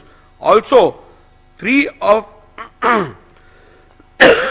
the witnesses for respondents have testified that Shri Milind Narvekar and Shri Ravindra Phatak, MLC, of the UBT faction had gone to Surat and met Shri Eknath Shinde and other respondents. On 21st June 2022, on the instructions of Shri Uddhav Thackeray, the testimony stood the test of cross-examination and the petitioner could not establish otherwise. Thus, on this count alone, or this count also, it would not be possible to accept the legislators were incommunicado, Whether the deliberate absence of the respondent in the SSLP meetings purported to be held on 21st June 2022 attracts disqualification under paragraph 21A of the 10th schedule. The second ground on which the disqualification is sought is that the respondent deliberately remained absent in the SSLP meeting held on 21st June 2022. Petitioners relied on the attendance sheet register of the meeting dated 21st June 2022. After having considered the submission advanced on this ground, I hold that respondents cannot be held to be disqualified on this ground. In view of my conclusion that 1. The Shinde faction was the real political party when factions emerged, and 2. Shri Sunil Prabhu ceased to reflect the will of the political party from the moment the faction emerged.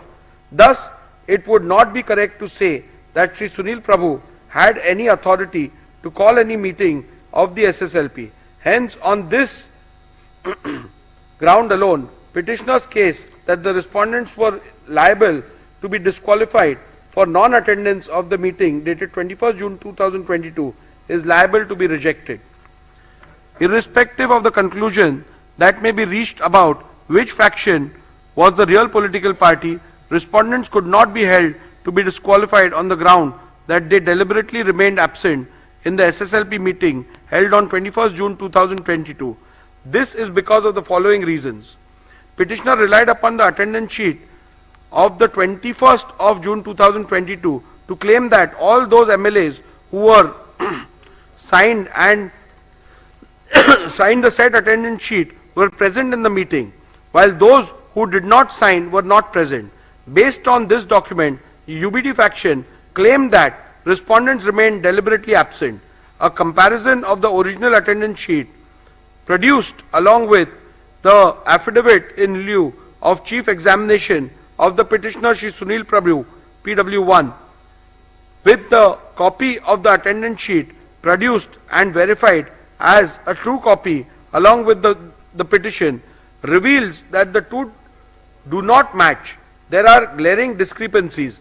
The copy claimed to be the original of the said attendance sheet has a handwritten date of 21st June 2022, whereas the copy verified as the true copy of the original produced along with the petition does not have it. Further, Shri Sunil Prabhu stated in his cross-examination that the documents relied as the attendance sheet was in fact a register of MLAs to whom the whip of 21st June 2022 was served and received. So, facts show: 1. There are glaring discrepancies in the said attendance sheet. 2. The statements of Shri Sunil Prabhu shows the document relied upon as attendance sheet of MLA present on 21st June 2022 is in fact a register of service and receipt of the whip dated 21st June 2022 of the MLAs. Thus, the said document is unreliable and cannot be taken as proof of non-attendance of respondents in the meeting held on 21st June 2022. Hence, on this count as well, petitioner's case that the respondents are liable to be disqualified for non-attendance of the meeting dated 21st June 2022 has to be rejected. Further, all the respondents have denied the receipt of any whip for attending the meeting on 21st June 2022. Countering this, petitioner Shri Sunil Prabhu in his affidavit in lieu of examination in chief stated that the whip for 21st June 2022 meeting was sent via WhatsApp by Shri Manoj Harishchandra Chaugle to Shri Prabhakar Kaye, PA of Shri Eknath Shinde. In the cross-examination of Shri Sunil Prabhu stated that the whip was sent via WhatsApp to all the respondents, who according to him were not traceable. However, petitioner has not offered any statement or any material to even suggest that such WhatsApp messages were sent to other respondents. Thus, the petitioner has failed to establish that whip/notice was served upon the respondents in petition number 2-15, directing them to attend the meeting on 21st June 2022. As to the service of whip on Shri Eknath Shinde, the only material produced by the petitioner is an alleged screenshot of the WhatsApp message sent by one Shri Manoj Harishchandra Chaugle to one Shri Prabhakar Kaye. This does not constitute proof of any notice whip was served upon Shri Eknath Shinde, directing him to attend the meeting on 21st June 2022. Further, a perusal of the aforementioned WhatsApp message allegedly sent to the PA of Shri Eknath Shinde shows that the said message was sent at 12:31 p.m. on 21st June 2022 for a meeting which was allegedly scheduled for 12:30 p.m. Thus, it is abundantly clear that none of the respondents were ever served any notice whip for the alleged meeting dated 21st June 2022. Hence, on this ground alone, also, petitioner's case that the respondents were liable to be disqualified for non-attendance of the meeting dated 21st June 2022 must be rejected. The third ground on which the disqualification of respondent is sought is that the respondents deliberately remained absent in the SSLP meeting held on 22nd June 2022. Petitioner relied on the attendance sheet register of the meeting dated 22nd June 2022. After having considered the rival submissions, I hold that respondents cannot be held to be disqualified on this ground in view of my conclusion that 1. The Shinde faction was the real political party when rival factions emerged. 2. Shri Sunil Prabhu ceased to reflect the will of the political party from the moment rival factions emerged. Thus, it would not be correct to say that Shri Sunil Prabhu had any authority to call any meeting of the SSLP. Hence, on this ground alone, petitioner's case that the respondents were liable to be disqualified सबसे बड़ा for non झटका, शिंदे गुट ही असली शिवसेना। अयोग्यता मामले में Maharashtra speaker ने फैसला ले लिया है, जहां महाराष्ट्र के विधानसभा स्पीकर राहुल नार्वेकर का सबसे बड़ा फैसला, अपना फैसला पढ़ते हुए राहुल नार्वेकर ने कहा है कि महेश जेठमलानी ने भी 2018 में कोई चुनाव ना होने की बात कही है। इसी के आदेश से परे मैं नहीं जा सकता। निर्वाचन आयोग की वेबसाइट पर जो जानकारी दी गई है उसी को मान्यता दी जा रही है। मेरे पास बहुमत सीमित मुद्दा है। 10वीं अनुसूची के मुताबिक स्पीकर के रूप में अधिकारों का प्रयोग कर रहा हूं। ईसीआई के रिकॉर्ड में भी शिंदे गुट ही असली शिवसेना है और इसीलिए मेरा फैसला यह है कि एकनाथ शिंदे गुट ही असली शिवसेना है। उद्धव ठाकरे एकनाथ शिंदे को नहीं हटा सकते। उद्धव ठाकरे के पास ये पावर नहीं है। राहुल नार्वेकर ने अपना फैसला सुना दिया है और इस फैसले के बाद शिंदे गुट में जहां खुशी की लहर, तो वहीं उद्धव ठाकरे गुट में एक बहुत बड़ी निराशा और एक बहुत बड़ा झटका। अब उद्धव ठाकरे गुट फिर से कोर्ट का रुख कर सकता है। अब देखना यह होगा कि कोर्ट कब तक फैसला सुनाता है। कहीं कोर्ट की तारीख आते आते शिंदे का कार्यकाल न खत्म हो जाए, ये भी एक बहुत बड़ा मुद्दा। सुनिए राहुल नार्वेकर का फैसला, उन्होंने फैसला सुनाते वक्त क्या कहा।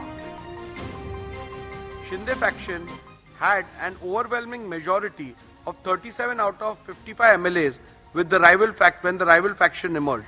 From my analysis, observations, conclusions and findings recorded in paragraph 82 to 144 herein above, I hold that Shinde faction was the real Shiv Sena political party when rival factions emerged on 21st June 2022.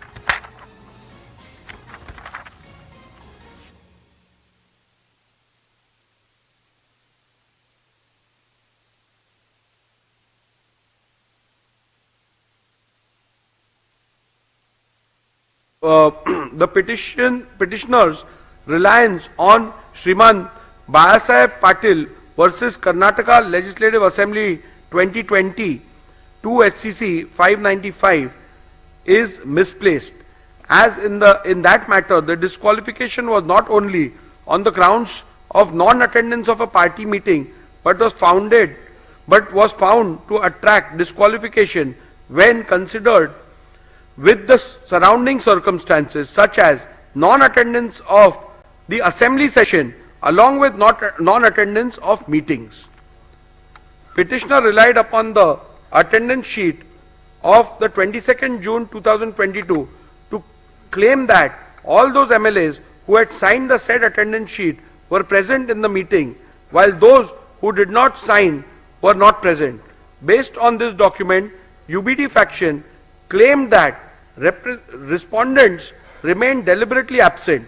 A comparison of the original attendance sheet produced along with the affidavit in lieu of chief examination of the petitioner Shri Sunil Prabhu PW1 with the copy of the attendance sheet produced and verified as a true copy along with the petition reveals that the two do not match. There are glaring discrepancies. The copy claimed to be the original of the said attendance sheet has a handwritten portion on top in which it is not which is not present in the copy annexed to the petition, verified as the true copy of the original. The original of the said attendance sheet has 17 signatures and in the copy annexed in the petition, verified as true copy of the original, has only 15 signatures. Thus, glaring discrepancies in the said attendance sheet makes the said document unreliable and hence cannot be taken as proof of deliberate non-attendance of respondents in the meeting held on 22nd June 2022. Hence, on this count as well, petitioner's case that the respondents are liable to be disqualified for non-attendance of the meeting dated 22nd June 2022 is liable to be rejected. In view of my conclusions reached above and the findings that the Shinde faction was the real political party when rival factions emerged, it would not be correct to say that respondents have incurred disqualification under paragraph 21A and the 10th schedule by passing the resolution dated 21st June 2022. Hence, on this ground alone, petitioner's case that the respondents are liable to be disqualified for passing the resolution dated 21st June 2022 must be rejected. The next ground on which disqualification of respondents is sought is that the respondents acted in concert with BJP. This ground is a mere allegation, and apart from the mere statement that the respondents have acted in concert with the BJP, the petitioner has not provided any material to substantiate the same. Thus, a bald, unsustained statement that the legislators have acted in concert with the BJP cannot be a ground to attract disqualification under paragraph 2(1)(a) of the 10th schedule. The next ground on which the petitioner seeks the respondents' disqualification is that they made anti-party, anti-coalition statements. Again, this ground is a mere allegation, and apart from a mere statement that the respondents have made anti-party, anti-coalition statements, the petitioner has not provided any material to substantiate the same. Newspaper/media reports relied on the petitioner cannot be taken as conclusive evidence of anti-party activities. It can at most be only considered hearsay. Thus, a mere unsubstantiated statement cannot be ground to attract disqualification under paragraph 2(1)(a) of the 10th schedule. In conclusion, I would like to make some observations about dissent, indiscipline, and what acts as indiscipline would attract disqualification under the 10th schedule. If some member or members in a given case go overboard and make some statements or do some acts which may be considered indiscipline, it would be for political party to deal with them appropriately. Looking at the degree and gravity of the indiscipline, the concerned member may be censured,